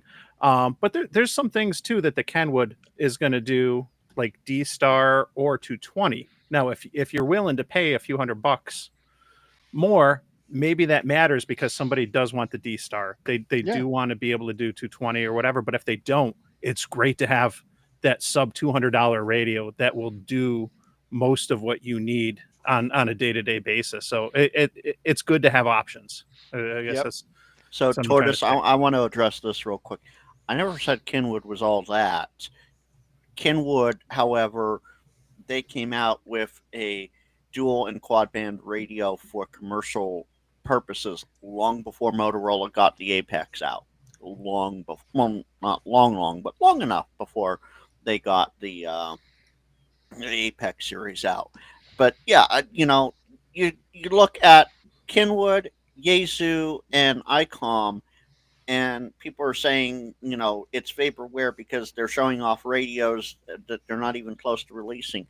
They got to show them off to spark the interest prior to the FCC approving them. Otherwise, you just pop it up out of nowhere. People aren't going to go, why would I want that radio? You got to draw them in and bring them in by going, oh, look at this shiny new thing. We're all guilty of this. We're all guilty of this. We see that shiny new thing. Take our iPhones, for example. We see the shiny new iPhone, especially in the earlier years, and we went, oh, we got to have that, right? Same thing with the radios. Until they're FCC approved, they're considered vaporware to some because they're not releasable yet. And that's an interesting point. I talked about that the other night with Aura in the at the kids table. um, the manufactured radios, there's a whole slew of things that they have to follow to be able to release that. And one of them is really not putting them out there until they are type accepted, because they have to make changes. If there's something the FCC doesn't like, they have to change it. That's why they don't put it out. They Right. talk in generalities. But you as an amateur radio operator can make your own radio. You can make your own devices. You have a license to do that. And the FCC doesn't care as long as you keep it inside that framework that they offer, that very minimal framework that they give us. And we don't really need to deregulate it all that much. Oh, and apparently I touched a hot topic there. Nate said, a new iPhone. Ooh, look, Android from 4 years ago. To a degree, yes, but no. It's also that I could have a 4-year iPhone and still be running the brand new operating system for it that just Exactly. came out the other day. While Android phones are more, what's the word I'm looking for? Picky. Defragmented, fragmented.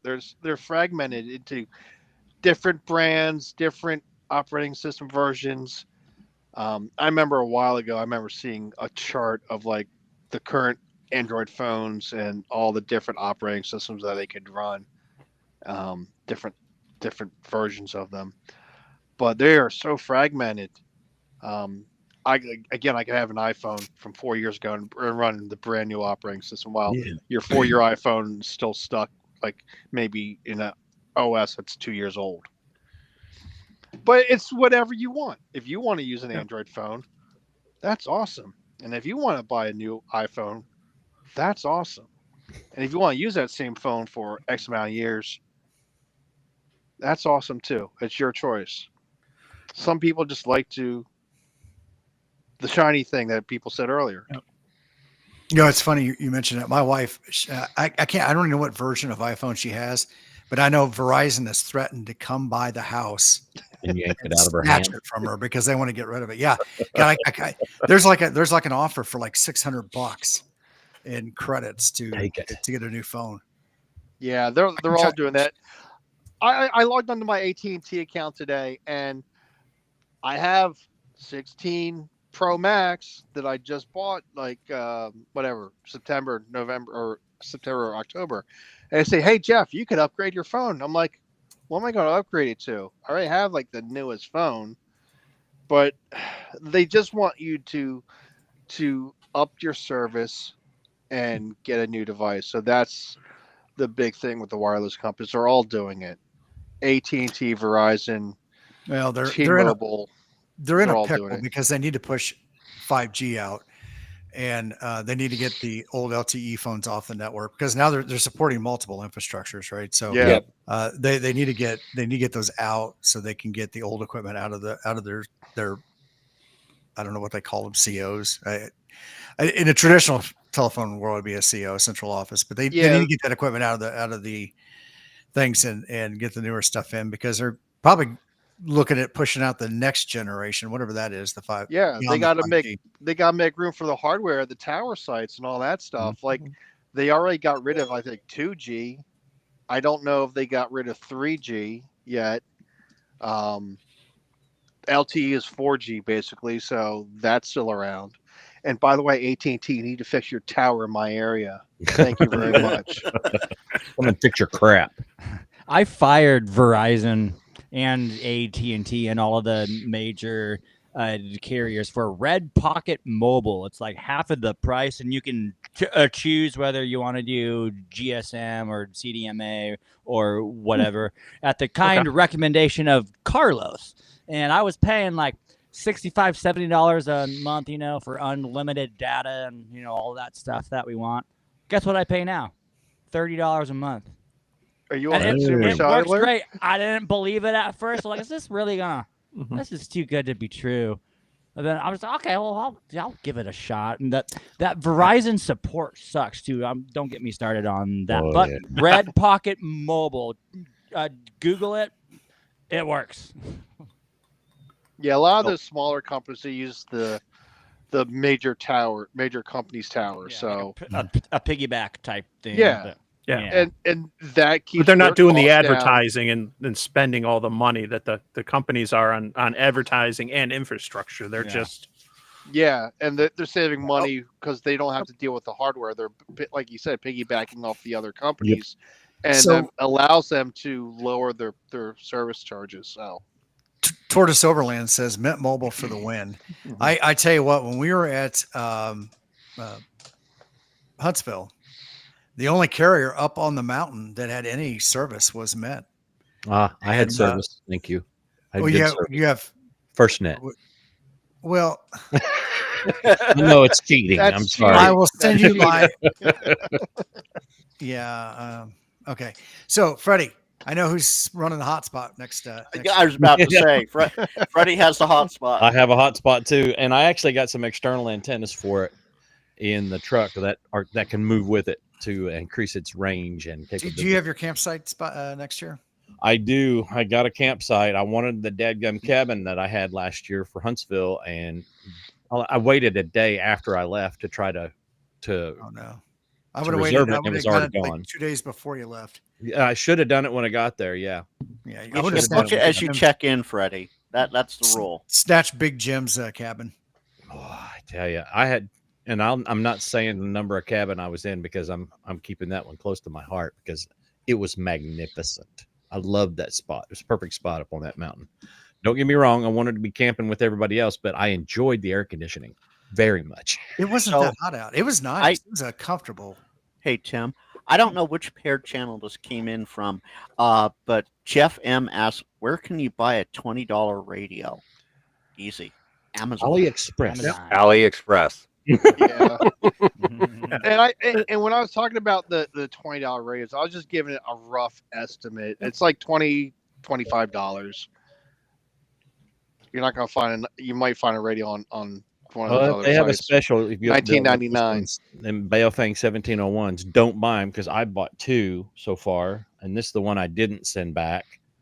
It's a beautiful chassis. It's a DMR analog, but it's got a whine in it.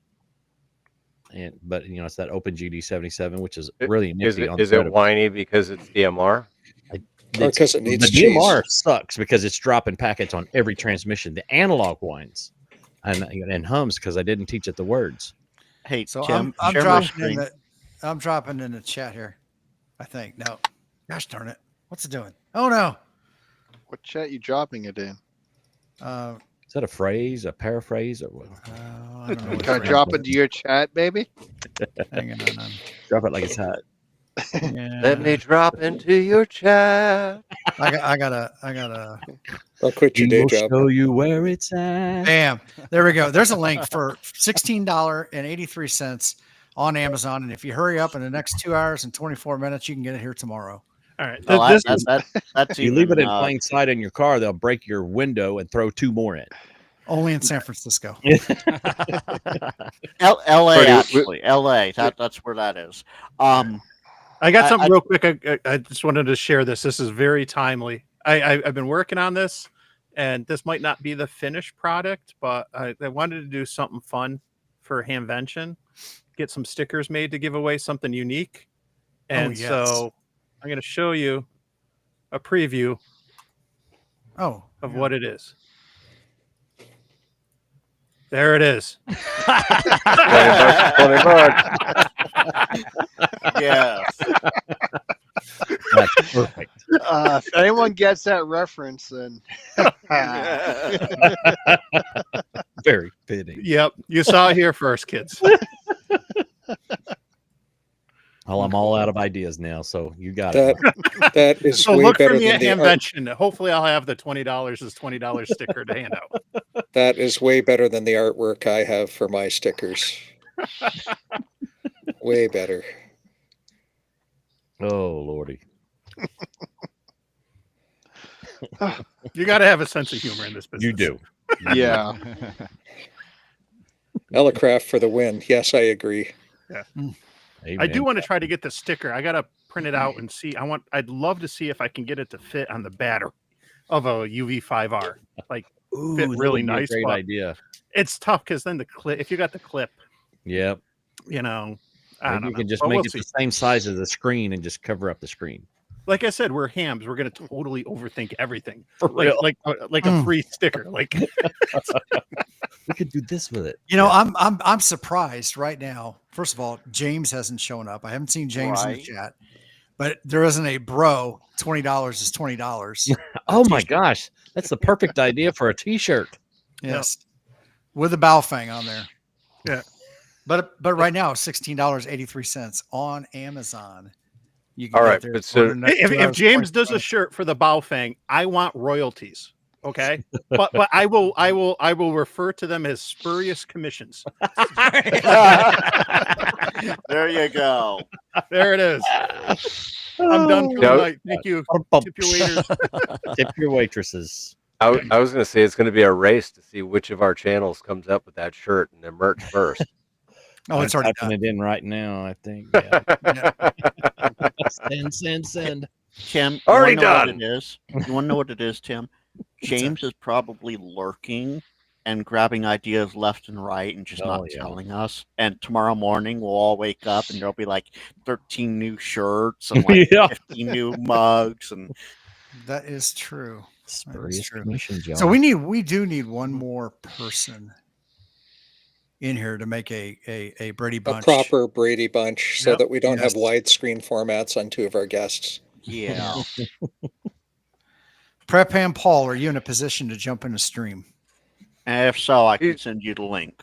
He's always in a position to jump into a stream. He is from Texas. I don't want to know about the position. Some things need to stay private. Hey now. Oh, Is that open? if not, how's Ham Radio Rookie sound coming in? That's fine. Bring him in. Yeah. Ben, since I know you're watching, if you're I in mean- a position to jump in, let me know. I know. Vince I would just- appreciate it. 1.25 I just shot him a meters. text message. I Heck just yeah. shot him a text. You can't do text messages off your Windows machine, so there you go. Oh, jeez. Oh, you let's have not an Android. reopen it. Oh boy. That's why I have my iPhone right here ready to go. I tell you what, that's what I like about my Mac OS. Paul's always in a position. All right, Paul, you're it.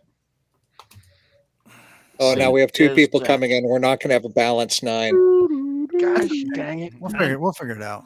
Whoever we gets in activate here the first live gets stream. it. Paul, Snooze, you Ben, lose. fight Hurry to up. the battle. Fight. Finish him. Finish him. Huff point. Well, Ken on the paired channel, I'm glad you asked. Yes, there is. If you scan the QR code right above or right next to Tim's head up there, up in the corner, you can Yes. join the Discord. Oh no, actually, I changed that. That's actually linking to the YouTube channel for the kids table. Well, hold on. a Oh second. well, scan that and then One for the link on Discord is Discord. $5.99 tonight. There we go. Now we got Discord. There you go. You can scan that and jump right into the Ham Radio Kids Table Discord. Yep. Okay, Paul says rookie can go. So Ben, you're up. Come on in. Yeah, he needs a few minutes, he says. Oh, okay. Was it got hair and makeup? What's Well, going he's on? got a bit of shirt on and combs He, hair. he has hair. Yeah. He and I did a video last night, and so the content's going to come out in a bit. But that's the one thing to be honest, I'm jealous about. The guy's got hair, and he's a super nice guy, of course. So Well, he's Oh, Canadian. Of course, he's a nice guy. And Amen. not all Canadians are. I mean, we have our share of buttholes up here too. Oh no, Vince. I've Posers. had one in my video Posers, comments. yeah. a Canadian butthole. Take off, you hoser. So what is back Hey. bacon? Take off you hoser, A. Good Yeah. day, eh? Good Yeah, job. hey, can I insult y'all? I'm going Sure. to give you the quintessential Canadian insult. Goofball. Look, That is the quintessential Goofball. Canadian insult if you've never heard it. So, Hey, You never Paul. heard it. That's I gotta all make right. sure- The military has gone to Goofy Goober. Goofy goober. Goofy Okay. goober. Goober. Oh, you're such a goofy goober. I gotta find which stream is not muted and mute it. Uh-oh. Streams up. And Okay, yeah, I got no, it. Vince, I've met. Shout in out my to Prep Hand comments- Paul for streaming from all of our channels. Yes, Yeah, There we go. I've still got them all man up. is a marathon. I had all. Remember of them how muted. earlier we were talking about putting two AIs together and getting those to talk? Prep Hand Paul's doing it with the comments for the different streams. I'm trying to give everyone equal love. All right. So here is our Brady Bunch, but we are now 10 wide. I was going to say, Good I was gonna Lord. say, once Rookie comes in, I can head out. I was just filling in the gap. Oh, Placeholder. talk to Is us my about audio the coming big through? storm going on in your picture. Yeah, you're 5 and 9. Back Yeah, doors this is open. one of up. those AI images created. I'll be completely honest. I stepped away and grabbed myself some itchy back because I haven't eaten much today. Yeah, my supper's downstairs right now. Barbecue. Barbecue. Yeah, barbecue ribs, man, Uh, with the And- fixins. Ben, since you're now here, to answer your question, I'm over on the Ham Radio Kids table chat, so Okay. that's the chat to hang out in. okay, that's where all the cool kids are. Gotcha. Yeah. I gotta clean off my camera here to give me. All the cool kids hang out at the kids' table. Now you need one more person. Oh. No, Yeah. 2 more. I Two think more. 10 is the cat. Oh wait, 2 more. Wait, Yeah, if I sit like this. Oh, I know what I can do. Like, We got 10. We've Yeah, added. there you go. Just give us a nice. There we go. I'll make that easy. We squared that up. Oh, I think you got Frank's good side. Wait. Oh, never mind. wait a minute. Now my head looks fat. Can you put me back in that one? Yeah, you can move me out. Freddie, it's called quick change There you in OBS. Ah, there you go. Oh, now There you you gotta go. You got to be figure out fast on the mine. draw. Yeah. Yep. What's up, Paul? How you doing, buddy? Hey, Yeah. I do your sound effects. There you go. Two Pauls make it right. on this side, I have to do this. There we go. Hey, how about I put that down on the monitor that I'm actually looking at now? There. Won't be staring up. Wow. So, I'll just lift Jeff. Ben, yes. Ben, Ben, yes. Yeah. cool. Thank you for joining. No problem. Not everybody knows you here. You want to tell us a little bit about yourself and your channel and what you got going on in ham radio? Yeah, who the fuck are you? Sorry, say that again? Let's see. I'm the ham radio rookie. What? I've been in the hobby for like 2 years. This is starting to sound like I'm at a 12-step program. It's all good. It's all good. Hi, ham radio rookie. Yeah, but And I started messing around with things like I on a joke kind of made a duct tape antenna using copper foil tape, and that led me down a path of doing a J-pole out of Faraday cloth, and then I asked people if they wanted to buy some, and then next thing you know is what am I? It's a year later, or a year and a couple of months later, and it's my full-time business making antennas, which is really kind of a shock. But kind of stumbled on a unique way of making things that are super lightweight and good for VHF, UHF, but some HF stuff's coming. So Ooh, exciting. yeah. And I dropped your link in the main chat. Oh, So thank you. if the paired channels want to grab that and drop it in their chats. Yeah. Well, I got to ask Ben. I got to ask him because I mentioned it earlier with There it is. 220. Are we going to see a 1.25 meter Faraday anytime soon? But then I also want to ask the 6 meter Faraday, like, how's that been doing for you? The 6 meter sells about as good as the propagation. Magic sales. The thing is that the people who want it really, really want it, right? And, Yeah. and it's an expensive antenna. There's a lot of material in it. So the 1.25, I've been asked a few times, I really should just make one. The problem I got is that, like, I've got antenna analyzers, but I don't have a 1.25 radio. Although then again, Vince lives like an hour drive from me, so that's really no excuse anymore. Yeah, I guess I could make one coming up, but I've also got focus on this Moxon that I'm making right Yeah. now. So No, it's cool. Ooh. No, thank a you for fur doing next all off? you're doing. It's awesome Yeah. what you've done with the Faraday. Question. So you are the Faraday guy. I am. Yes. The Faraday guy. That's on my radar, man. That belongs to my 705 kit. It's right here, and the Ed Fong Japel's great. Don't get me wrong. But that portability, I have this little bag right here. Uh-oh, Alan's reaching. Whoopsies! I dropped something. I just wish it was a little cheaper. The Faraday would fit right in here next. There's a pack tenna in here now. Yeah. I can't wait to go and play with that. Linked a dipole, everything that I need. So the Faraday belongs in this bag. It does, and there's one.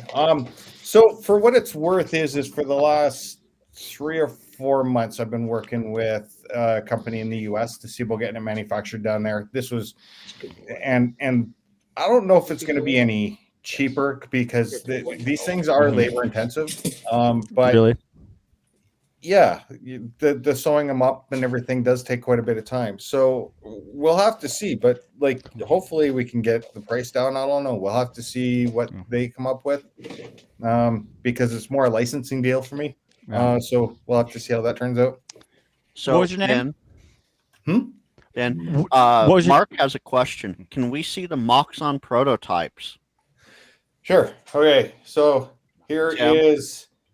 this is the folded up one. And while we're chatting, I'll put it together. So Now, real quick, everybody needs to sign the digital NDA. The one thing I've been finding quite interesting on this one is the SWR. I've never really been able to I occasionally, depending on where I'm standing and if I'm holding the right arm out at the right angle, I can get it at like 1.1. But for the most part, it's 1.5. But it still gets out. So we've got like a little 3D printed cross piece, and you put in these guys here, and this because it's a live demo and unprompted, this is about to go south on me. Something's gonna tear or something, but it's all good, right? Oh, hey, where'd he go? I don't know where he went. Who, me? You're the guy in charge. Yeah, you're okay. Just keep going, Ben. Oh, there you go. Tim fumbled his fingers. I fumbled. So you basically put everything in like this. I'll have to have the assembly instructions, but there you go. Now this one here, this element ended up being about 1 centimeter shorter than this element. So in a really weird twist of fate, adding a hairpin made it match. So I'm still using it, but there won't be the hairpin match. And Would that be considered an off-center fed Moxon? Yeah, but there you go. So 6 ounces, tire BNC into here. It roots in. There's a little root or a notch for a coaxial cable in there, and then you're off to the races and point. Right. And I've been finding that this thing's exceptionally directional. Today I had it in my shop and I was pointing it to the south, and I could hear a whole bunch of stuff, but then the squelch was getting broken, but I couldn't hear anything. So I picked it up, turned it around, and then I had full quieting on somebody else on the back end. So I was kind of impressed at what was happening there. Yeah. So we have 2 comments in the chat. Yeah. The first one is "shit up and take my money." I'm pretty sure that's a typo. And the next, But we would like to see a picture. and the next one is it looks like a ham radio spirit catcher. Well, you could do that. That's or- Dream There catcher. you go, dude. I was That's awesome. thinking that if you drive enough power into this, it might get rid of mosquitoes too as they hit. I'm saying that's a redneck Saturday night right there. All you need is bug zapper and some beer, and you're good. Yeah. It's a 2-for-1. It's a redneck Saturday night, and you can work Freddy's All-Star nodes. Yeah. There was will it kite? It won't. Actually, this is one thing is if you follow my channel, there was about a year ago I did a Yagi, and I called it the Flaggy, and it's quite a bit bigger than this one. And it was pretty much a kite. So that's why I got door screen and then this fabric. So this thing it weighs nothing. It's kind of weird. So yeah. Cool. Hey, I see Lou Hiking and Hammond in the In chat. the chat. Lou, if you go into the Tuesday Yes. night section of the back channel, the link to the stream is in there if you want to join us. And I also want to make a special shout out to Karen Eve Murray. Good evening, Karen. Good to see you in the chat.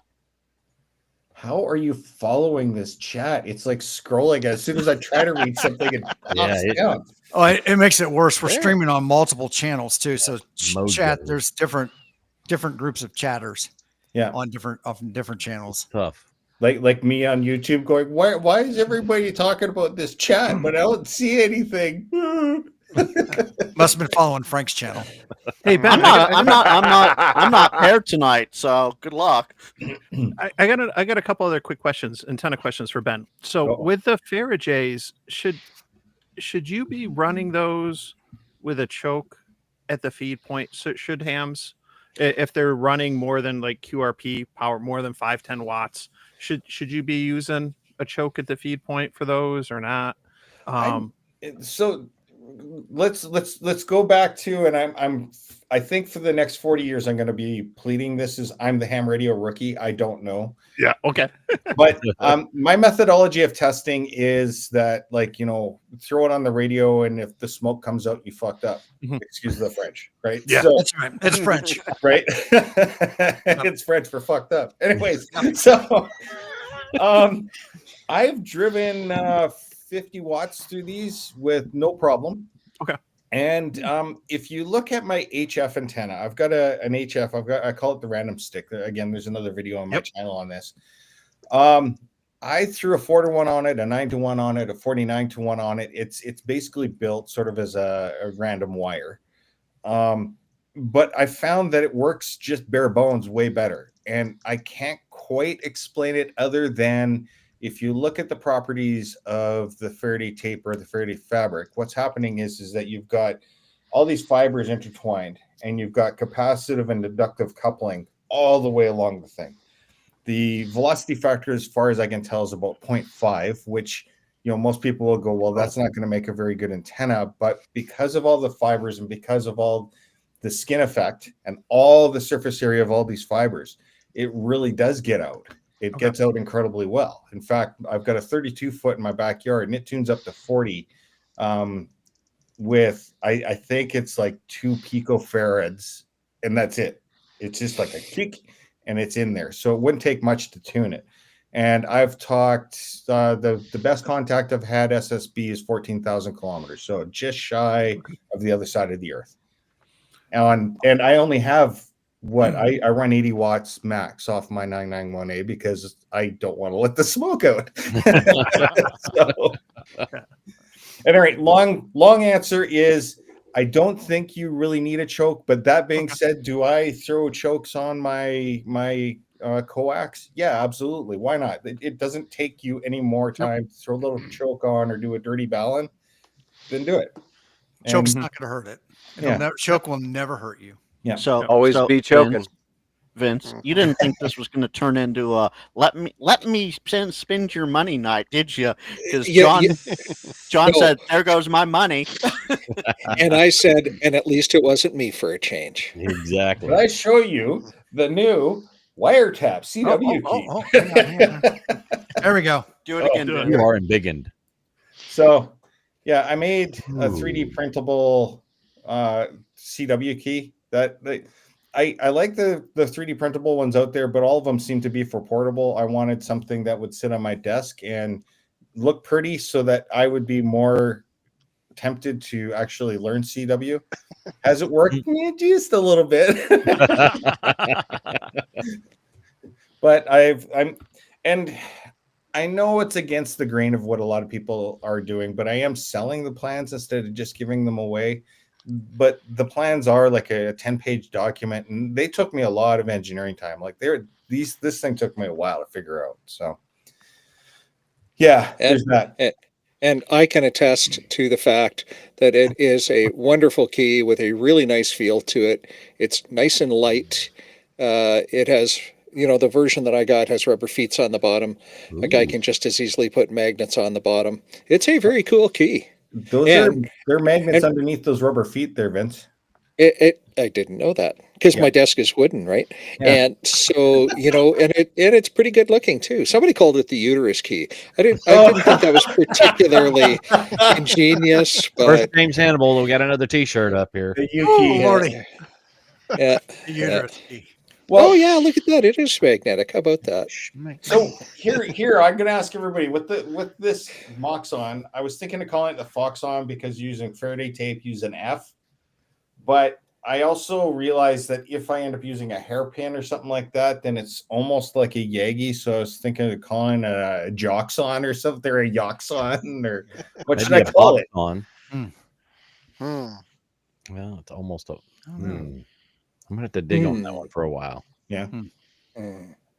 Anyways, I've been here doing nothing but pitching my stuff, and I'm starting to feel kind of embarrassed about that. No, So no. Well, that's So- okay.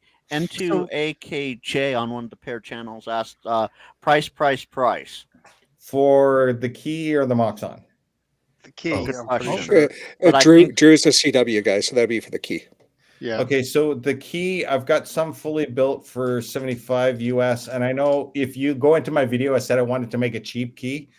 What I found out in my journey of making a cheap key is the reason why these things cost so much is, oh my God, try to put one of these lovely little pieces of gear together. There's a lot of screws and fiddling. So that's why it's expensive. But the plans are $18, and then the fly swatter. The fly swatter is a good one. Maybe Ooh, yeah. The Yaxon. I like that name. yeah.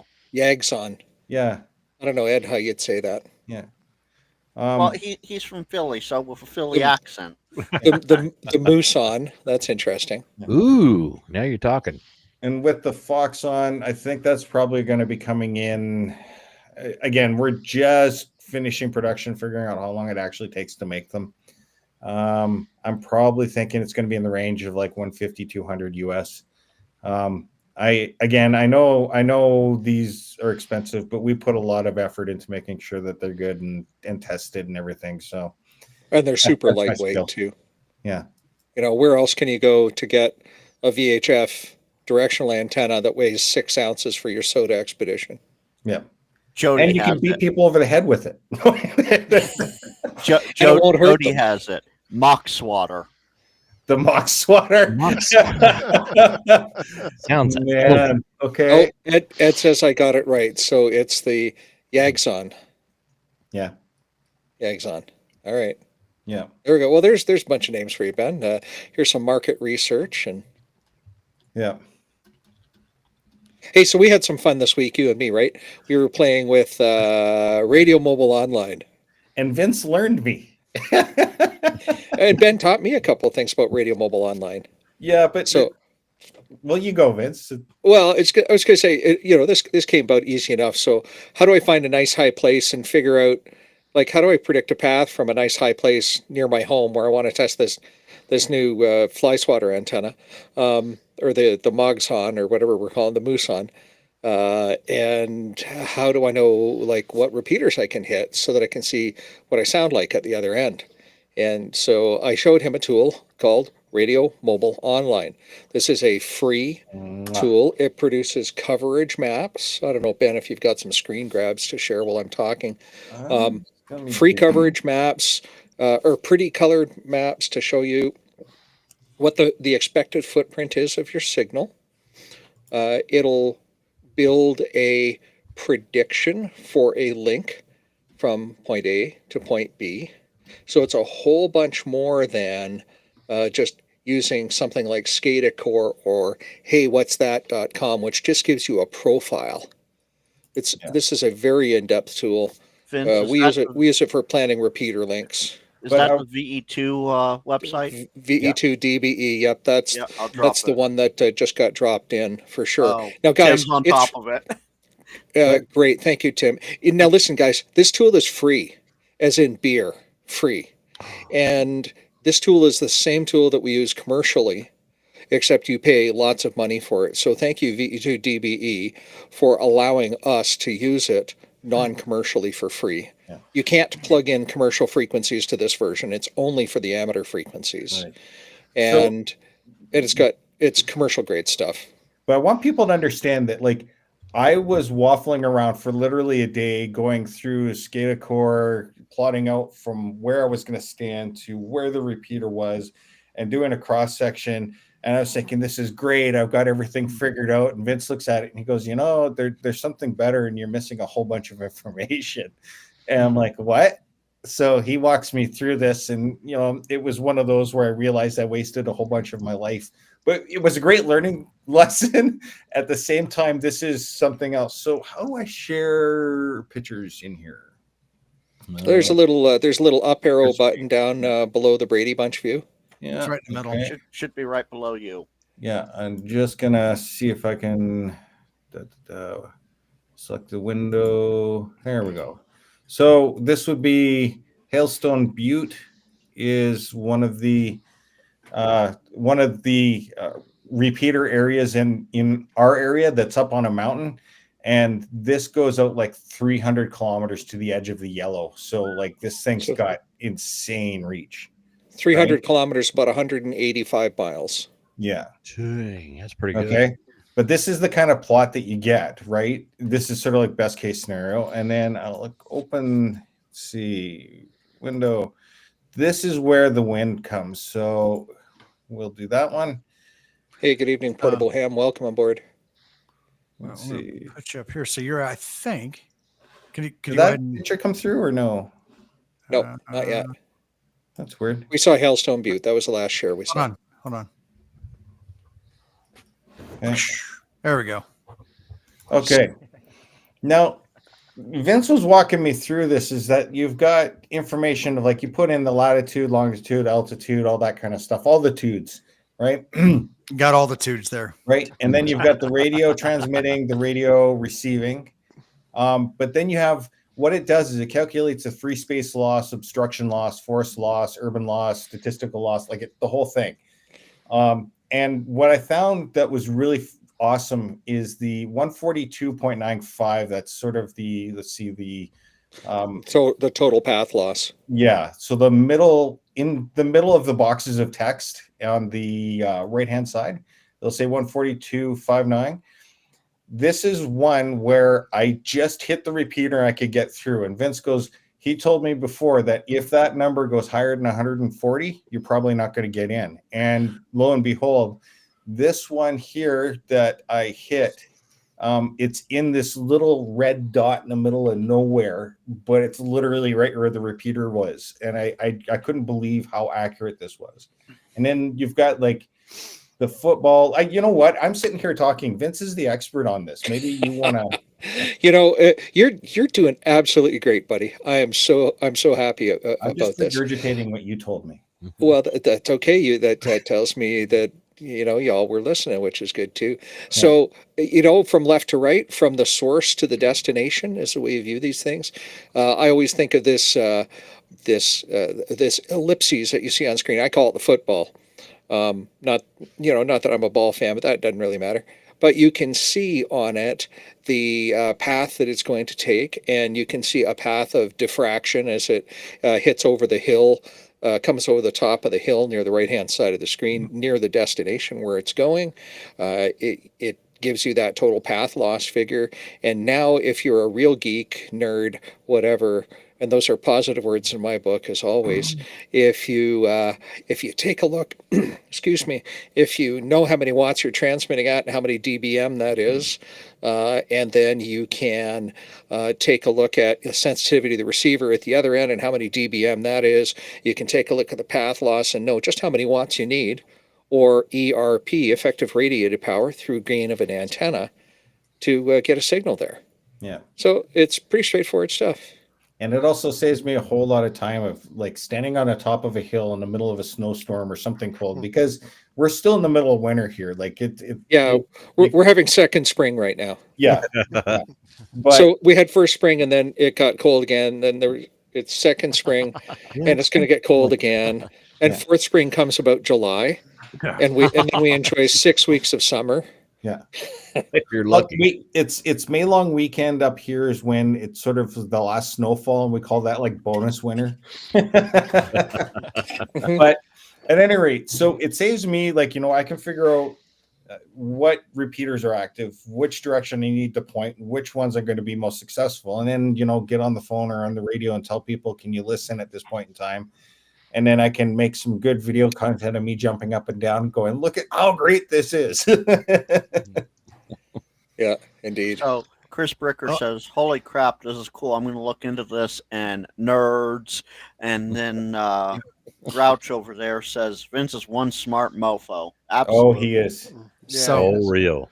So since if everybody thinks Vince is a smart mofo, make sure you hit the like button on any of the streams that you're watching. Hit the like button. Yeah. Except for Frank's. And even if they think I'm not a smart mofo, hit the like button anyway. That's right. And don't Smack forget that- to hit that subscribe button if you want to see more of this. Yeah, Yeah. well, and I've got a video that I'm just editing. It will have coverage of, Vince and I talking on this, him walking me through what these numbers and everything mean, because literally yesterday I had no idea until Vince, told me. I think 24 hours ago we were talking about this. Yeah. One thing is, if you're going to talk to Vince and he goes like hardcore nerd on you, you're going to understand about 50% of the technical terms coming out of his face. But the rest of it's pretty cool. just stop me and ask. Sometimes I'm hard to stop. No. You're not hard to stop. I'm just like, you are probably one of the smartest people I know, Vince. So this is why I'm saying it. So, Dude. Ben, I got a question for your antenna there for the Moxon. Do you plan on making any for HF bands? Any of the other HF bands, that is? Yes. This is one of those things where the business is kind of growing in a weird way. So I got to be careful about what I say. So but screw it. So one thing I've been doing is you got the random stick, right? So you have one stick coming up like this. If you take another random stick and you put it up like this and you do a bridge across the top, but you make it so you can turn that into basically a Moxon, but if you put little tail wires on the end, on the top and bottom, and you can turn it around. And you can also, because it's, I've got like a 40-foot whip effectively that I can extend and adjust so I can tune it. And I was thinking about doing Moxon. I'm also looking at doing a slot antenna version of this, where it'll be a little simpler, where I don't necessarily have to have a gap of the wires at the top and have it precisely spaced. Is I can just make a bridge across the top, a bridge across the bottom. Then I find if you get your feed points and you move it up and down along those two posts, is you can find a 50 ohm feed point. And at that point, I love Roth Hamels, dude. Oh my God. Look at this thing. Look at this beast. Like, hey, we could almost we could touch them. Yeah, see, but look, I got how many bookmarks you got? Not that many. I talked to him at Orlando. Yeah. I said, dude, can we get this in a digital form? I'm a digital guy. Oh my God, yes, please. They will not do it. He acted like they didn't know how to do it. I know they know how to do it. They don't. I know why they don't want to do it. I know why they don't want to do it is because people spend too much time staring at screens. Yeah. No, I think it's because the information will wind up all over the page, all over the place, right? Yeah. He's like, oh, you could scan it. I'm like, yeah, no, I can do that. True enough, but yeah, it's just an insane, like, oh my God, the wealth of knowledge in that. Anyway, so yeah, there are a couple, like a Moxon that's gonna come up that's HF, but I have better hopes for the slot. And the reason why I like the slot is that even though it's vertical, it's going to be horizontally polarized, and that horizontal polarization will be just slightly higher than the halfway point. So if I have a 40-foot whip, then it's going to be at 20 feet above the ground, and there's almost zero footprint. So think of a horizontal polarized version of the DX Commander that's adjustable. Nice. Yeah. And polarization matters for when it comes to certain bands and modes and stuff. Doesn't necessarily for HF. No, yeah, not so much for HF, but I'm not for thinking HF, but for the higher VHF, bands, UHF stuff. Yeah, totally, it does. Yeah, it's a 20 dB difference between vertical and horizontal. But like a on, 6 you know, meter or bands 10 6 meter, meters and up. those two, I think would, it does kind of matter a certain amount, depending on how close the contact is, right? Yep. Yeah. So I do a lot of VHF contesting, and a lot of the folks regionally in Western New York and Southern Ontario, they're gonna if you're serious about VHF and above, you're gonna be running horizontal. Because it's easier to manufacture gain in the antenna that way than with verticals. Yep. And I've even in the last contest in January had to switch antennas to make an FM contact on horizontal, just because we were close enough where we could make an FM contact. 705 to a 705, so it was, and I think it was a 6 meter one too. But the cross polarization is enough to wipe out that, and so switching to horizontal to do FM is a weird thing. But if the other person's running horizontal or whatnot, then you got to do what you got to do. Well, I think we should all start, everybody tilt their antennas to 30 degrees, and we'll just mess with everybody. We'll have only the 30-degree club, right? There we go. Yeah. Everybody lean over. Yeah, and I'll just share this real quick. Well, I since I got the floor and was just talking about 6 meters and whatnot. I just purchased the 6 meter Faraday while we were on stream. Oh, so, really? So well, thank you. Yeah. Let's see here. How do I do this? Let's see here. Window. So you pulled a big gem and purchased something on stream. I did. And did you buy the customization for the call sign? I put it on there. Yeah. Okay. Yep. I was going to say, if you didn't, I was going to give it to you for free. See, you should talk to me first, man. No, don't worry. I want to support you in what you're doing and stuff. So I'm not looking for coupon codes or anything. I don't know how to add that. There it is. There's the proof. See there. Mike's going shopping. Dude, I look for a coupon code every website I go to. And you'll notice I cut off the price just not to discourage anyone. But no, I think it's important. Yeah, I try to support all the creators. Whether you're making antennas or you got a channel or whatever, and t-shirts and stuff. But for me, I think what attracted me to the 6 meter one is the fact that I should be able to really roll that up, and that's like 9 feet, but that's gonna pack up a lot easier than if I were to make that with ladder line. I think it's 6 ounces, or I hope so. Otherwise, I want my money back. But no. He's grabbing one here. I was gonna say, Ben, I got one here if you didn't have one at house.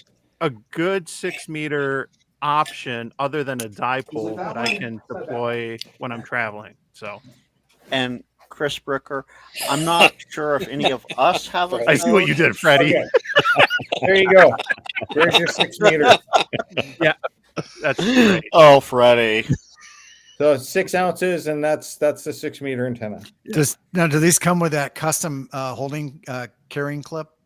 No, you got to purchase those yourself, but purchase those separately. Okay. I do have one thing that turned out to be kind of a happy mistake that I found out, though, is that their 6 meters is pretty big, right? So it's tuned to the lower end of the band. And you want to raise the frequency, say you want the other end of the band, is that at the top, there's a slide toggle like this. So it's just like a little slide toggle. Oh, right. So what you do is you bring the element in, and you can see how it's folded over. And then when you hang it up, you've just effectively shortened it. So you can tune it by pulling this through, doing the fold over. Nice. That's why I want to support you. All of the Farajays do that. Totally outside the box thinking right there. Yeah. Oh, that's great. That's great. And I plan, and I'm just, anyone who's watching, if you're still with us, God bless you. Thank you for all the support. I can tell you right now, I will use the Farajay on May 25th.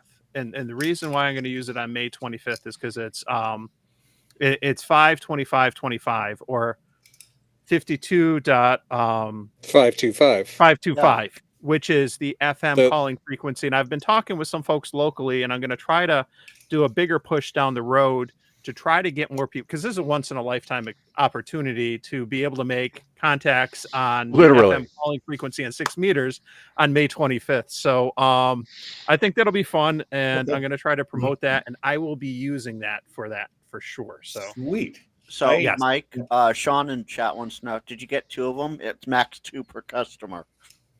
I did not. I did not. There were only, I think, 6 or so left in stock when I ordered. So get them now. Yeah. Before the tariffs. So right now with the Don't tariffs, actually this is intend one thing you bring up an interesting point. So one thing that happened is when the tariffs were originally launched, your U.S. postal system got basically almost shut down because there's a thing called the de minimis value, and that's the minimum value of something de that can minimis. cross the border. Yeah. They had no way to process all the payments for this, and they didn't know what to do, right? And I think they still don't know what to do.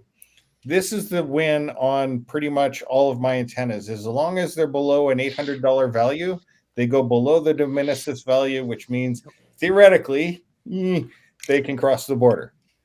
Yeah, the de minimis exemption means the minimum. I think it's Latin. Freddie might know that better than I do. And it's that $800 number. I'm shipping under the same premises to all my customers in the States. So I'm not saying don't buy now, but like buy now. No, I mean we're hoping that de minimis stays in place, as you guys should hope so too. And if it doesn't, I certainly hope that the tariff code for amateur radio parts, 85256013, in case you need it. Let me repeat that, 8525.60.13 is the tariff-free code for amateur radio parts, and that's what I ship under. And I hope that stays duty exempt. For De tariff minimis exempt. is Latin for of the smallest amount. Thank you, Freddie. See, I knew guys, you'd know the Latin somehow. we have 120 people watching, and we all just got smarter. Just a little bit. Mhm. That's why you need to come to the kids' table. That's right. and That's everybody exactly right. bask in the fact that like we've got Vince memorizing numbers like that, but I'm sure he saw it once and it stuck in his head. You know, I've been shipping, like I've shipped thousands of antennas and I still don't remember the number. I have it like So, shaped my screen. Ben, you see, that's the difference between you and me. You've shipped thousands. I've shipped dozens. You've got an automated system, spitting out your stuff to the USPS online. I type them all by hand. Okay, let me help you with that. Yeah. Then I gotta ask you a question. You just mentioned thousands of antennas. Yeah. So if you think back to when you had this idea in your head, Mhm. and I know you're a maker by trade. Yeah. But when you thought about that, when you first, had this idea and sat around the, kitchen table and drew it up, did you ever think that a year later or 2 years later, you would have sold thousands of these antennas? No, not even close. Like I was thinking like, oh man, I've got like a great side income to, so I can buy my next radio, not this is going to be my job. Right. And what happened on the first day that I put it up for sale, I just said, like, I put out a video saying, hey, would you be interested in buying this if I made it? And I ended up having like 1,000 people sign up within a few days. It blew me away. It was crazy. Yeah. Then, it was like a week later, I figure, okay, I'll make 100. Maybe I can sell 100. This will be awesome. And they sold out in less than an hour. The next batch, I figured, okay, I'll make them bigger or make a bigger batch. I'll make 200. They sold out in less than 45 minutes. The satiation point of people getting it seemed to happen around the 500 or 600. And yeah, now I'm at, I think, let's see, I've ordered, I'm basing this off of how many PCBs I've ordered, and I've gone through 2 sets of 2,000 PCBs. So my third set has been in. So yeah, that's. And so those PCBs are used in more than just the Faraday. Yeah, they're You're using them on the everything. flaggy, the Moxon, everything. Yeah, it's a common board, right? And the thing is that that's also sold on my site. So like, if you think my antenna is expensive, and I get that, believe me, I won't hold this against anyone. I also have the plans you can get, but you can buy the Faraday tape. And I recommend everybody should buy a roll of Faraday tape and throw it into their Go kit, because if a wire breaks or something like that, or literally if you need an extra inch on the end of wire that you cut, literally put the tape on it and pull that inch out and you're good to go. But go and make your own. And I sell the PCB board separately, both as a kit that you can solder up yourself, because I get little spare pieces, and then ones that are soldered up. And go out and make your own antennas. Like, be an idiot like me. And like, here's one thing: that our house is just getting resited because we had a hailstorm damage the entire house. And a video that will be coming up is I took the Faraday cloth, I taped it to the vinyl siding of my house. I hooked on one of these BNC connectors, and it made a great antenna. So, and nobody could see it. It's just a little, like this little shiny, gold silver thing sticking to the side of my house. So you have another HOA purchase. muster? So Sorry, Ben, Bill? you have another purchase here. Chris Bricker said, sold. It's on the way. I finally got one. Now stop spending my money. No more. Although Chris Becker also says he needs an extra inch too. Yeah. Well, I mean, don't we all? Don't we all? Yeah. Well, and I got Vince- an email exchange with Freddie Mac here, and like, the man, there's too many acronyms. Not APRS. What is it? What's your All-Star. big thing? All-Star Link, All-Star. ASL3. Right. And I started looking through some of your videos, and I'm like, damn it. But I'm lucky because I already have some Raspberry Pis. I've Well, got that's a a good couple Pi start. hats. But like, I'm going to be losing money because of him. Man, I tell you what, it's a super addiction, man. I'm telling you. And Vince, those dozens of labels you make. Now let me just make sure I have it right. You didn't draw those out through the CW paddle into the label maker that spits out labels. So each character is hand done by you through Morse code, right? Right? Yes. Yes. Let's go with that. Yep. That's how he touched those computers, through Morse code. Yep. Yeah. Then how wide of a tape would you recommend? Some of the people were asking about the Oh yeah, good question. tape on Amazon.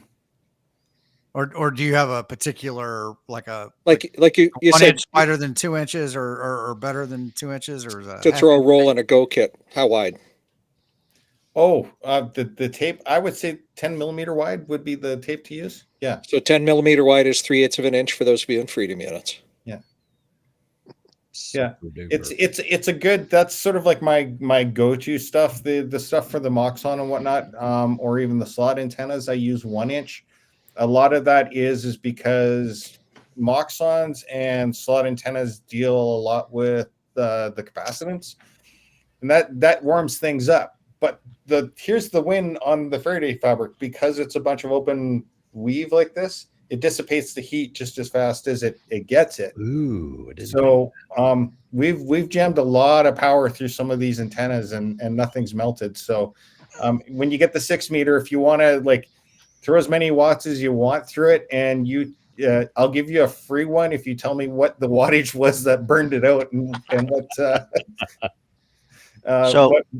whether you're using digital or not, I think would also be a good thing to know.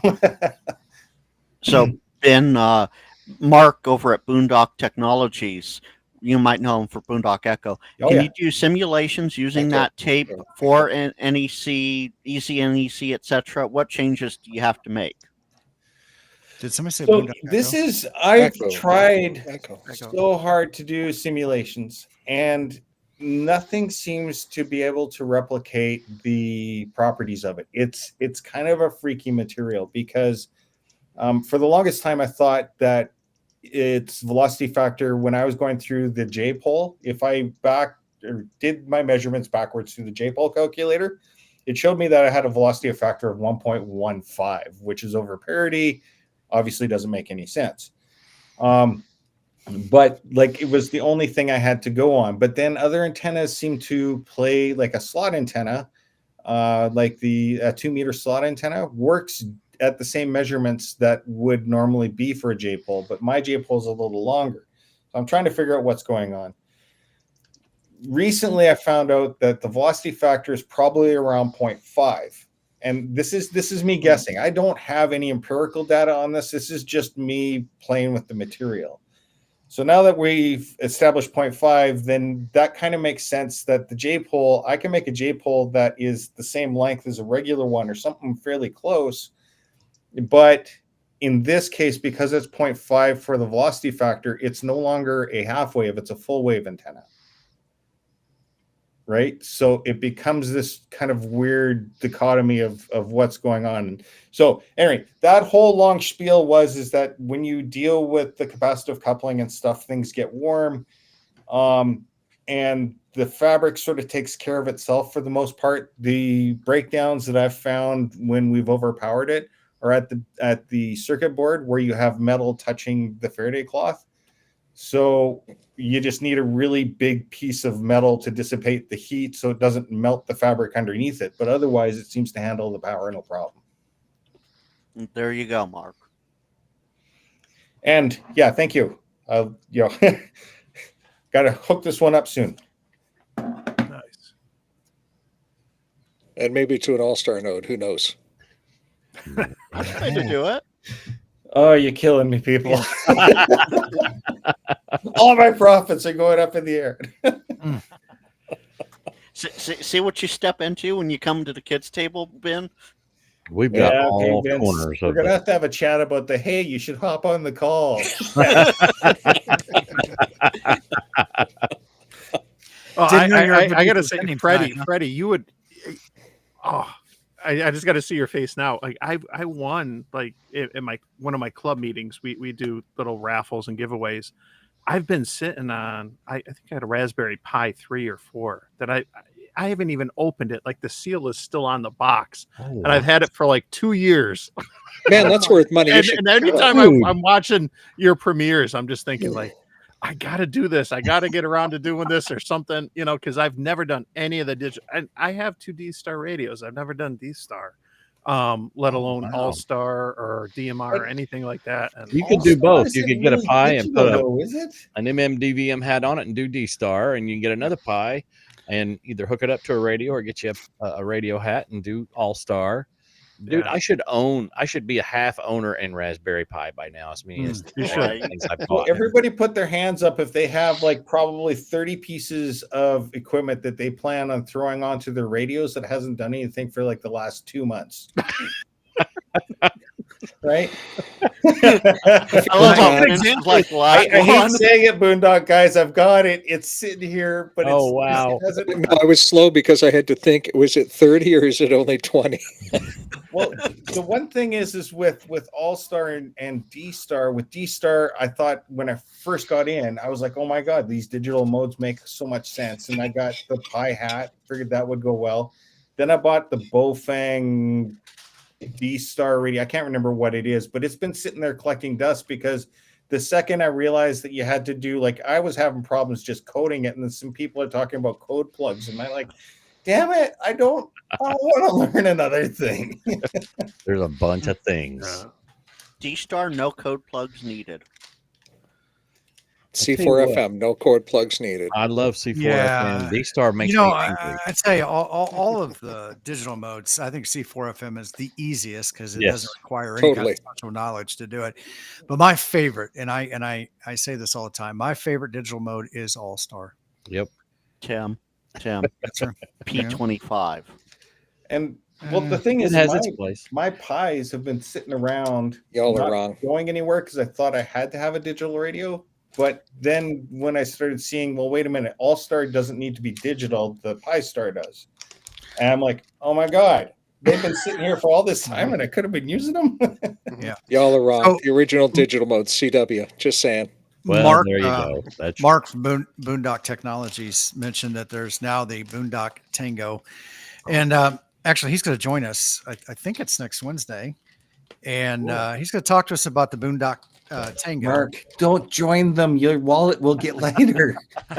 Well, he's going to come on. Save He's going yourself, to man. basically talk to us. But what that is I think it's more of a community edition, if I'm calling that correctly.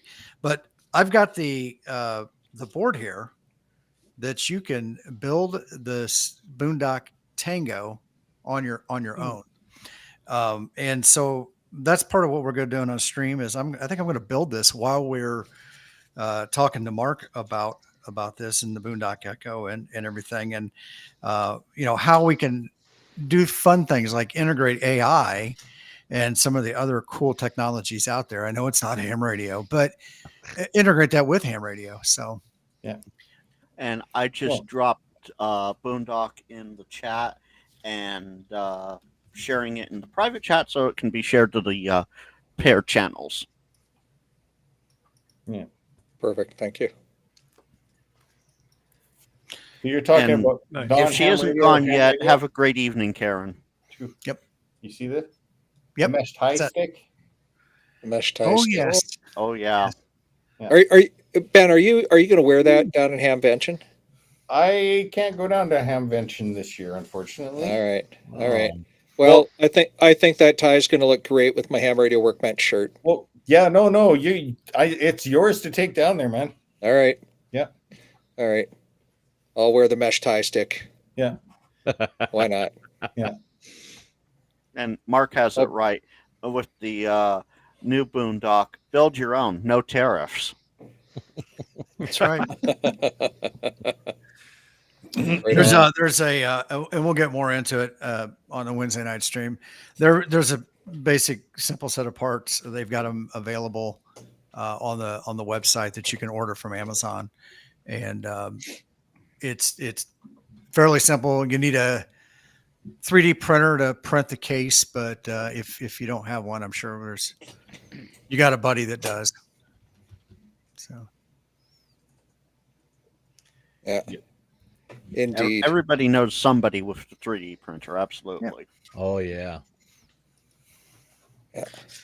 I tell you what, I had resisted for a long time on getting one because I just never really. I was like, what the heck do I need a 3D printer for? And then the next thing you know, it's like, hey, go to my buddy. Can you print this for me? A couple days later, go to my buddy. Can you print this for me?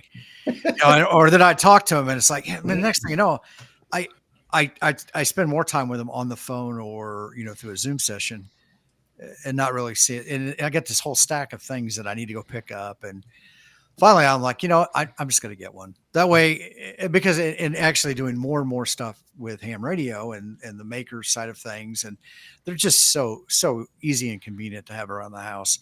Oh yeah.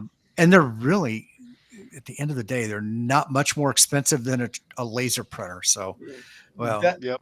The thing is that with 3D printers, the cheaper it gets, you can pay for it in two ways. One is with sweat equity and one is with money. If you pay for the expensive printer, it's going to be plug and play. You send it a file, it's done. If you buy a less expensive one, you're going to spend time maintaining it, leveling it, making sure that it's Fixing going it. to run properly. And like, it's not throwing shade on either method. It's just what do you have It's the reality. available to you? Yes. So Ben, Chris has a question. What kind of note are you going to build into the tie? Oh, the tie's already built. This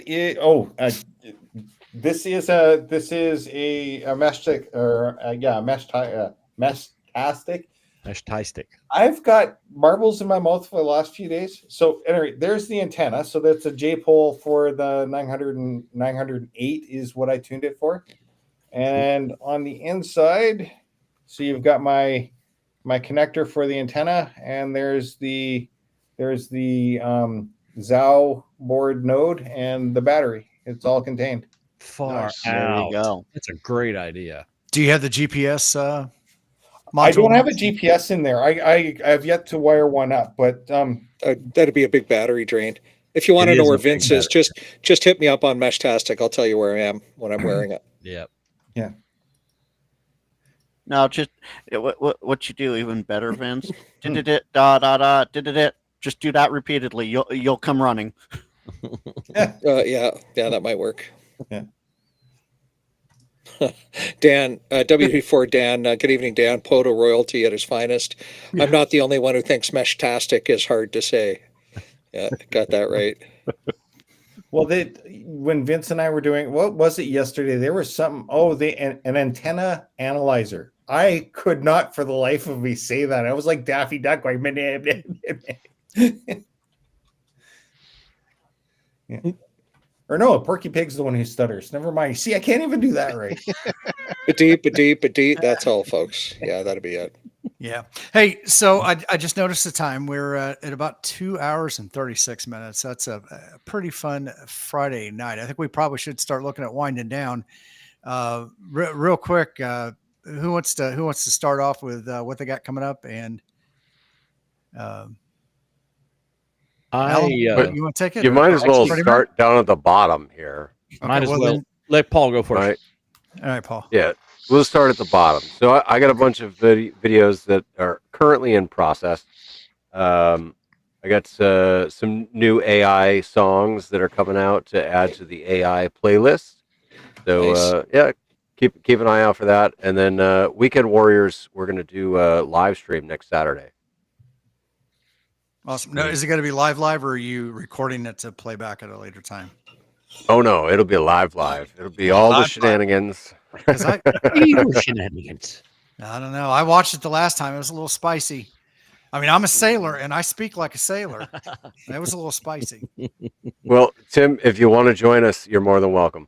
Okay, I might do that. Ham radio after dark. That's right. Awesome. Well, thank you for joining tonight, Paul. Alan, how about you? Thanks for having me. Well, speaking of ham radio after dark, I got a couple of videos coming up. Going on more hikes out here in Indiana. There were two adjacent parks that were right next to each other. And I decided it would be a good idea.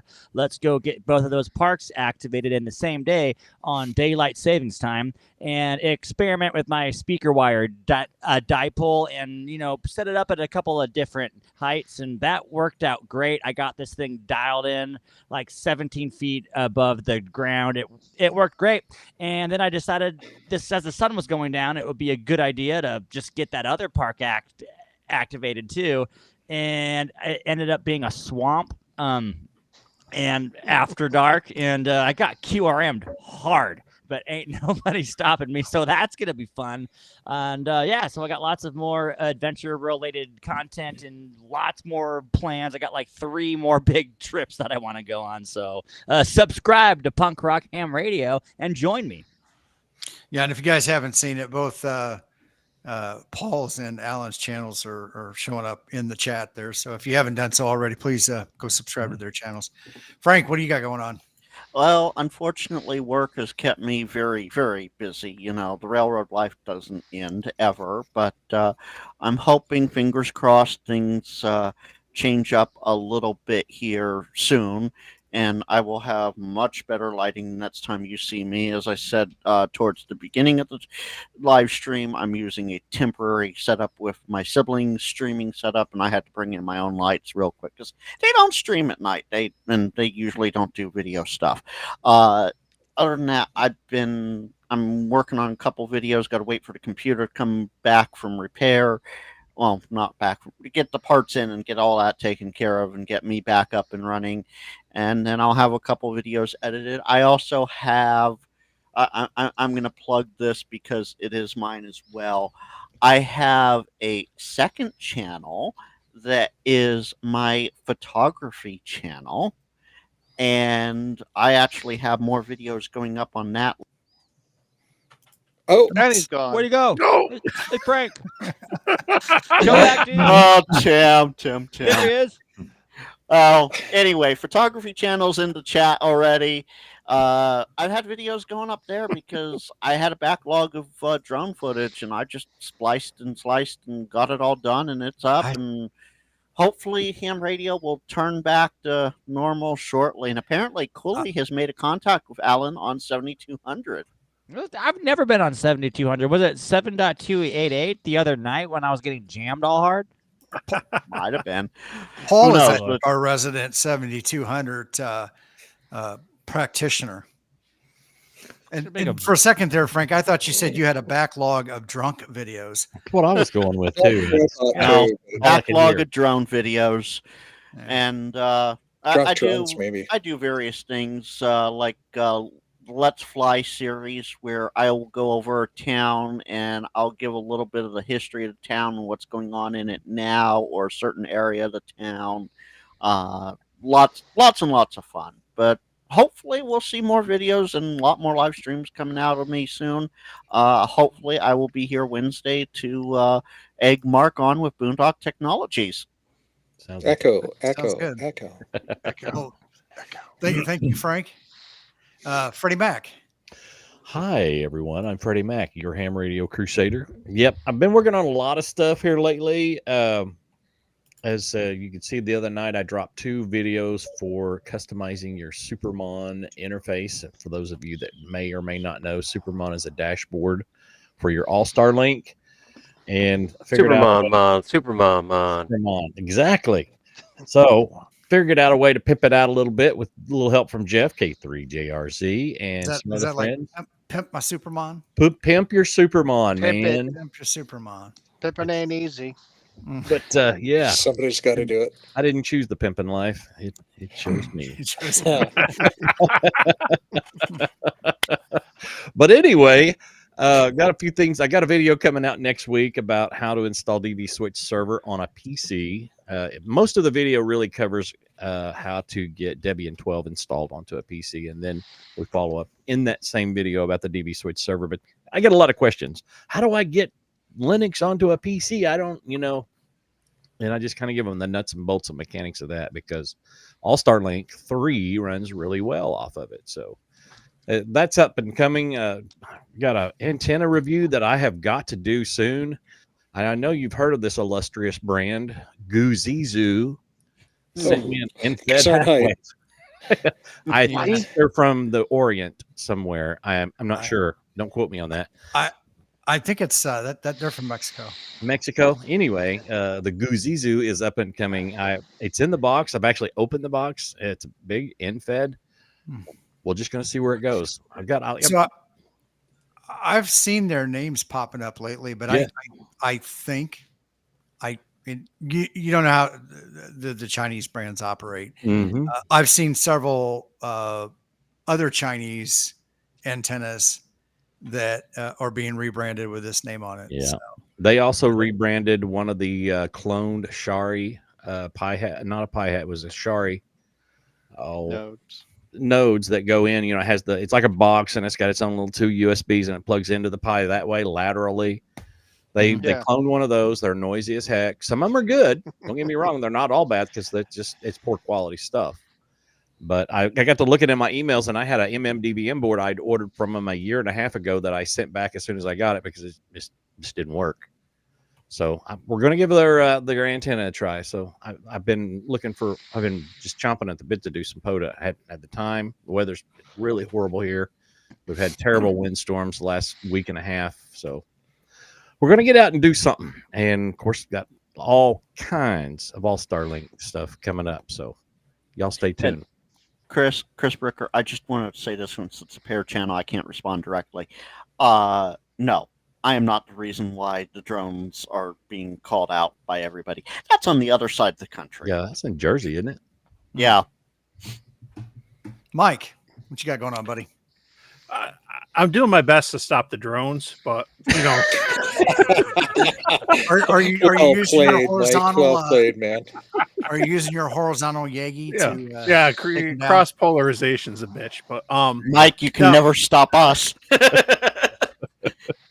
I got no shortage of stuff that I want to work on, create videos for, get content out. But, at the end of the day, tonight's not about me. I just want to say thank you to everyone on the stream tonight, everyone who watched in the chat, everyone who, clicks on this on Team Replay and everything.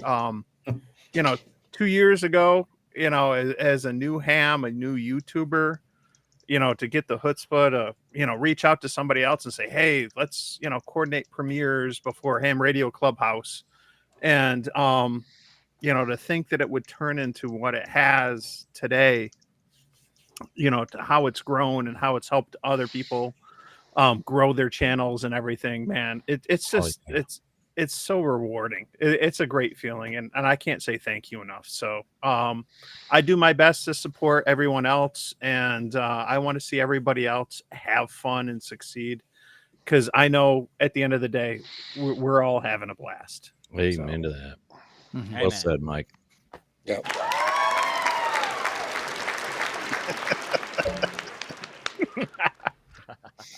Jeff, what you got going on? Oh, that's right. Let's do that. I'm bringing my Mac next time, Oh. you guys. Windows can't do that. Yeah. What you got going on, Jeff? Well, hello there. How you doing? Hello there. How you doing? How you doing? How you doing? Yeah, I got a video I'm working on. I got some ideas I've been playing around with it. I just gotta get to actually filming. I was supposed to do some traveling, but I canceled that due to 2 different reasons. So I'll hopefully hit some new parks soon when I travel. And yeah, I'm trying to get to 2,000 subscribers on my channel. I'm getting close, slowly. It's creeping up to there, but I'm getting tired of talking about it. And All right, folks, we need your help. Jeff needs to Please. get to I'll do it. 2,000 subs. Can you all hit on the link that Frank has been dutifully putting on the channel and give this man a sub if you haven't already? Thank you so much. You will And don't if even you're have to on watch one the of the video, paired just channels, subscribe. and if you're on one of the paired channels that you're not on the Ham Radio Kids Table channel, come on over to Ham Radio Kids Table channel, click that link, and enjoy. Yes, And please. subscribe to the Ham Radio Kids table while you're there. The closer I get, the quicker it'll get done. I just feel like it's been going on for like 6 months now. I want to say I could be wrong, but it seems like it. But all in due time, I know that. But yeah, so once we do that, I'll be excuse me, a fun thing to do. 7 prizes to give away, 7 prize packages, and there'll probably be some bonus items in there too. We'll see. Ooh. Yes. And there might be like a huge grand prize too. That will come once this gets even closer. So we'll see what goes on with that. But yeah, fun times. come for the videos, stay for the POTA. Or come for the POTA and stay for the videos. Jeff makes the best POTA videos I ever seen. I love them. Thank you. Awesome. He does a good job with the 8-bit graphics. It's totally awesome. It takes us all back to our early Nintendo. Oh man, 6502 roots. Nintendo 60, yeah, Commodore 64, Atari 2600. Nice. Yeah, all those. yeah, those were the Pog. Word on the street is when he hits 2,000 subs, he's gonna upgrade to 64. Nintendo 64. Nintendo 64. Yeah, Super K3JRZ. Commodore 64, are you sure? you come out with your old gaming console. Mm-hmm. It's all built on an Android phone. There you go. Well, Vince, what you got going on, buddy? Hey, so I have no videos coming up yet because I have been a kitting machine. If y'all aren't aware, I can help you learn CW through the W8BH Morse Tutor. It's a kit that a buddy and I sell. We do it for beer money. Frankly, in the last couple of months, it's been more than beer money. We've been busy, which is great. That means a lot of people want to learn CW. So drop into my website, take a peek at it. Frank, thanks for sharing my YouTube channel out there. I've got some content out there, and boy, it's to echo what Mike says. Thank you so much for the companionship, the compassion, and the brotherhood you've shown me to help me grow my channel. I greatly appreciate it, y'all. That's it, Tim. All right, Ben, how about you? What do you got? What do you got going on? What do you got coming out for videos? Do you do stuff, Ben? Well, I here's the things. I haven't put out that many videos. I want to, but I'm busy making freaking antennas. You just keep doing what you're doing there, buddy. Yeah, no. I get that. So there's more stuff coming. But I also just did a huge spiel and kind of hijacked a good 40 minutes of this. So I'm not gonna go into that. But like, yeah, I'm the ham radio rookie. Much like Mike, I'm a couple years into the hobby, and I'm completely blown away. This is one thing I found that's kind of funny is I've never met a sad ham. Like, they exist in the comment section, but I have never met one. Right? Like it's one thing that like you go out to these coffee meetups or you meet somebody like Vince or whatnot, and 99% of them are there to share their knowledge, and it's just this wonderful community. I just absolutely adore it. I've done props and special effects and engineering and stuff, and some of those communities are toxic as hell. So this is really nice. So, Awesome. yeah, that's all I got to say. Thanks Hey, for coming Tim. and being with us. Tim, what about you, man? What's coming up?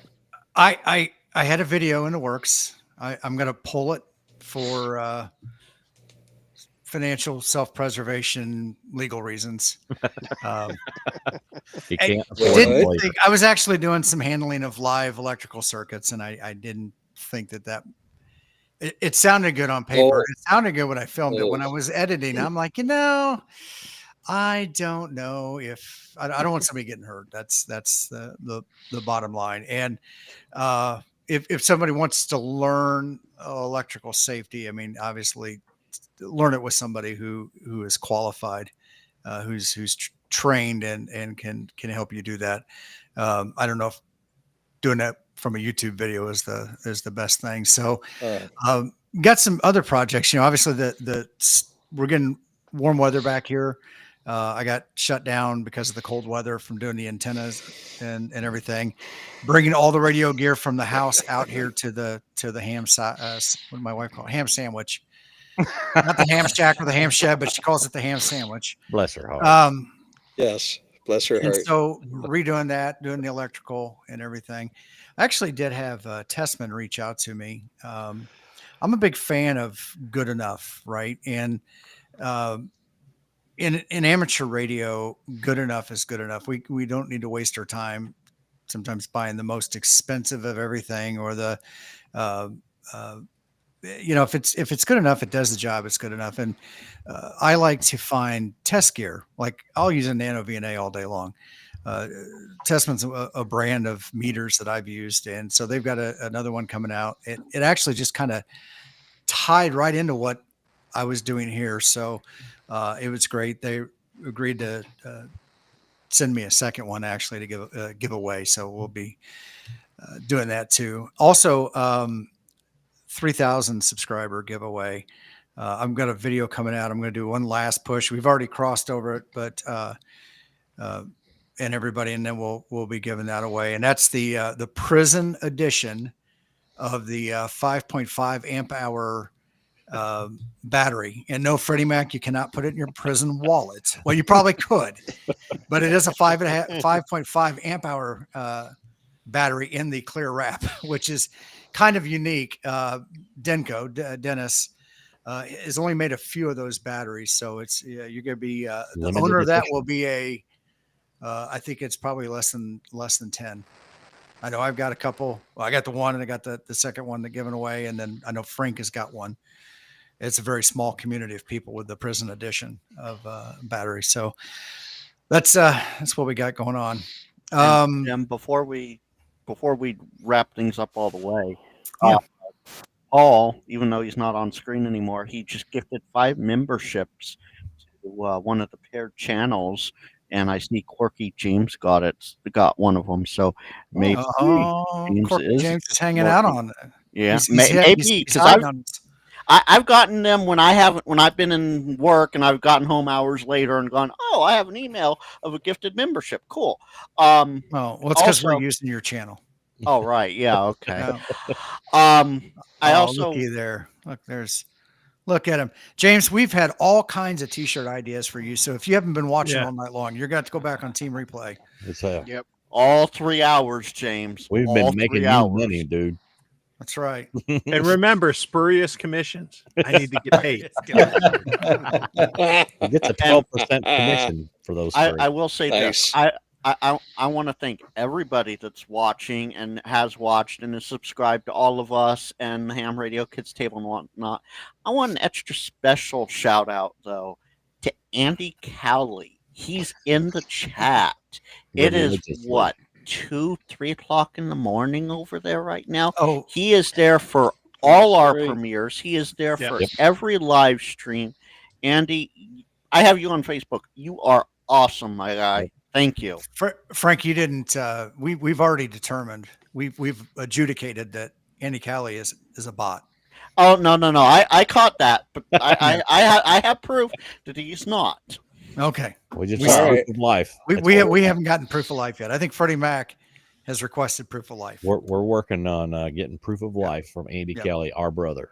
But yes, Andy Cowley is a huge supporter of all the live streams, and I think he is the first in just about everybody's chat, live stream Almost. chat, or premiere chat too. So, which is awesome. Now, he's over. I think he's over in Europe, so he gets a few hours ahead of everybody else to do it's that, currently 2 or 3 in the morning over there. 3 in the morning. James, yes, the shirts, and also how dare Tim, solo me for just a second. You can feel free to hit the dump button. This is a Frank rant coming. I can feel it. Oh, James, how dare you tease me like that? Loomis, tomorrow you're going, really? How dare you tease me? I have to go back into work in 2 hours. How dare you tease me? No. Have fun. Let me know on Thursday night on the NorCal Swap Net what you find there, please. Find all the good stuff. Tell him you found all the good stuff just to make him really go ape.